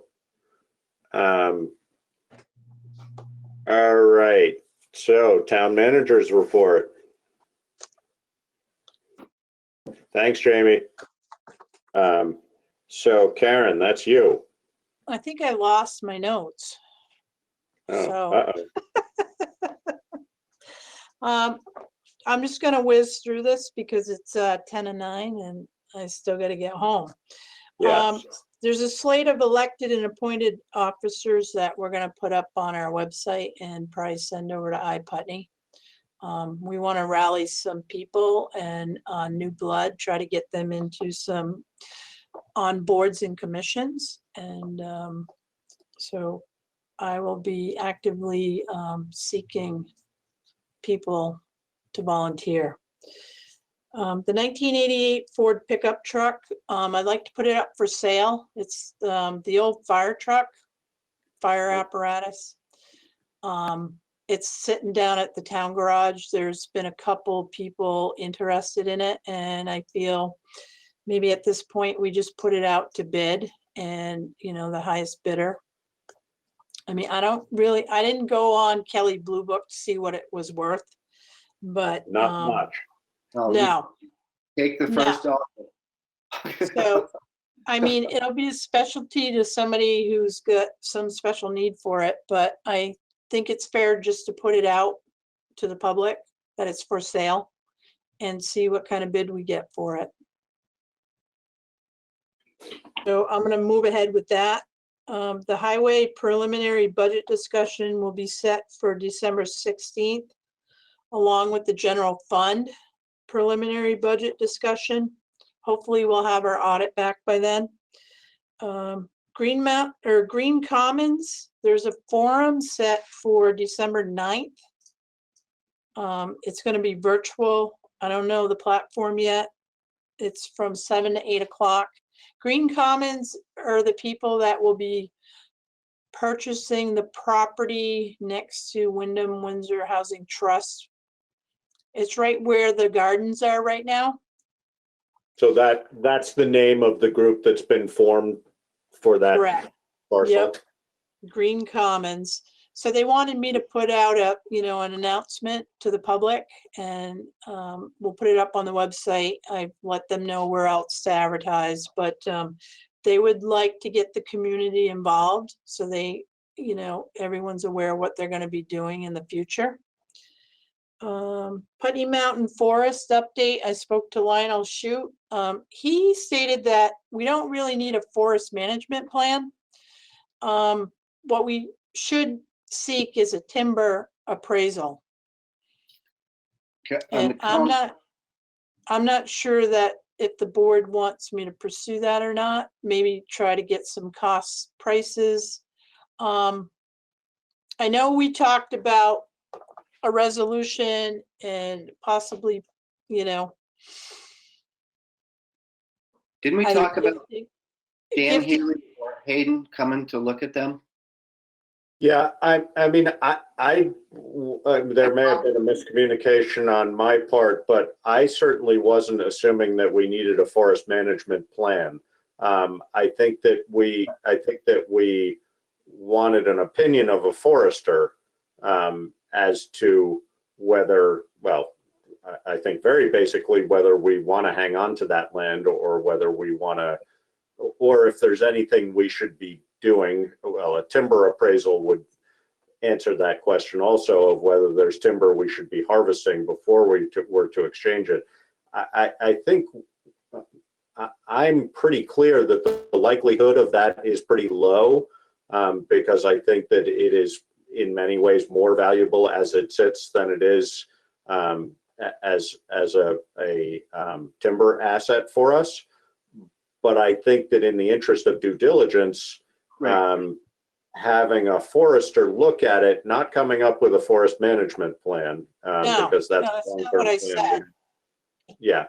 But we should have a forester look at it and just offer an opinion as to whether we'd be well advised to gift it to somebody else or whether we should be doing something different with it. I had a discussion with Dan Healy about this, and I presented it to him pretty much exactly what you just said, Josh, that we just wanted someone trained to walk the land and tell us what it was and give us advice about how to move forward. And he said he would love to do that. He could probably do it in a couple of hours. He'd be glad to do it with me if I wanted to take a walk with him. And when he left my shop about 2 weeks ago, he said he would stop in and talk to you, Karen. Did he talk to you? No. Okay. Well, I will call him tomorrow. Thank you. Yeah. The other thing we often do in a situation like this is we can warn a meeting and meet there. There you go. Dan may have walked the land, or whoever we agree, whether it's Dan or we might want to ask, maybe Hayden wants to join Dan. I'm pretty sure those two know each other. But then we convene a meeting on the location, and then somebody can sort of say, well, this is what you got here and that's what you have there. And my recommendation is A, B, or C. I agree with both of you, and I think the sooner the better. One, we don't have any snow on the ground, but two, we need to know as an asset. Right. I know we talked about gifting, but at this point, knowing, with our debt ratio and having this as an asset and keeping it, it may be the best solution at this point, not knowing what's going to happen in the future. I can't know how much it adds to our net position, but one of the things that did come out in the study was that we are not weak in that position when it comes to land and building and property assets. We're actually quite good. So we might want to look at how that affects us in the big picture as we understand how we could restructure where we allocate funds and what we have for assets and how that affects the big picture before we decide to not have it anymore. However, Yeah, I however we agree not with have you. it. Yes. So I think we shouldn't move on it until we dig a little deeper, my opinion is, into understanding where we stand fiscally. Yeah, no, I agree. I also think that, you know, we would be, we have to be cautious isn't the right word, but thoughtful about thinking of it as a liquidatable asset, because I think we would be in, if we were to, for example, go out to the highest bidder on it, we might be inviting backlash that would be risky. Not, that wouldn't be risky for us, but that would be unpopular from a town perspective. I think that really, it, you know, much of its value as an asset to us is the fact that it's part of a forest infrastructure that's there and available. Does it have some cash value? Yes, of course it does, but it's pretty limited. It's a very steep piece of land. But I'm sure there's somebody who would love to build a house on top of it, but I don't think any of us want to see that. So sort of how we consider that as an asset, we have to be a little careful about. But I agree, until we know how it fits into a bigger picture. Yeah.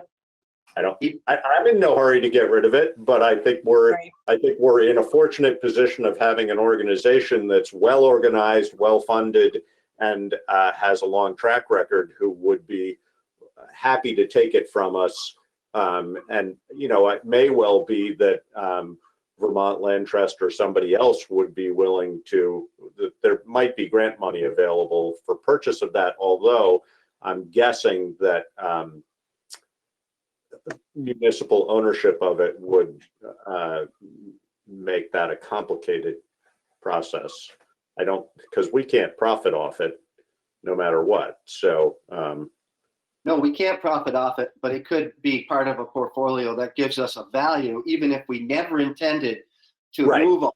That might be more than and then giving it away. And I can't imagine that the group that wants it is going to go anywhere. And if we don't move on it quickly, I can't imagine they're not going to want it, even if we move on it in a year.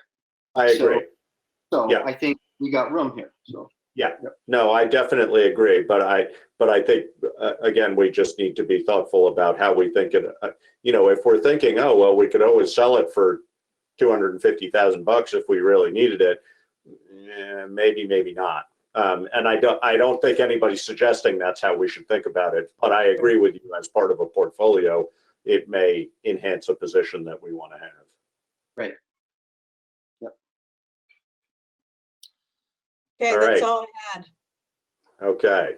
Other business. Let's see. I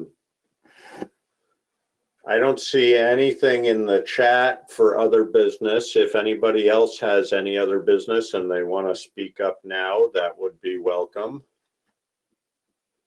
I don't hear anybody speaking up. David. Just a comment. I want to thank everybody who put time into this whole financial assessment. Howard, Karen, Chip, everybody that had any piece of this, because this has been really important to me for a long time. And to get this started has been a really great thing. So I just want to put the thank yous out there to everybody. Thank you very much. Yep. And Mr. Fleming, again, thank him for me, Karen, too. I will. Thank you so much. Do we need an executive session, Karen? No. No, it's too late now. Forget it. Okay. That's a yes, but we're not going to have one. Okay, we'll talk more about that tomorrow, Karen. How about that? Okay. Okay. So our next meeting date is December 16th, which would be 2 weeks from now. And it's going to feel like 2 hours by the time we get to it, because it's going to come right up. And it'll be in the same place with the same links, et cetera, et cetera. If there's nothing else, then entertain a motion to adjourn. Motion So- to adjourn. I just Oh. have a detail question. Sure. And I don't know, maybe we should have talked about it back at the select board items, the equity and diversity training recommendation. What Karen asked was which groups should go first. So I'm just wondering what the next step is going to be since we've now approved that we're going to go forward. Is it Karen knows what to do, or do we need to say anything No. about that? Now, what I'm gonna do is talk to Mary Okay, and Dottie, and then they're gonna put together a schedule. okay, And I'll ask that question, you know, okay. which group, how's it gonna be, what platform is it gonna be on, et cetera, et cetera. Great. Okay, Yeah, and they're pretty well versed in this stuff, so I think they'll have clear recommendations as to, well, you really should start with this group and then Right. work through this group, et cetera. And it may well be that we want to have a significant amount of overlap between various groups too. That may have to evolve a little bit as time passes. I don't know, but I think they're well equipped to tell us. So, all right. David, so, you go. I'd make a Yeah, motion. you were. I second the motion. Okay, it's been moved and seconded to adjourn. If there's no further discussion, all in favor? Aye. Aye. bye. Bye. Thank you.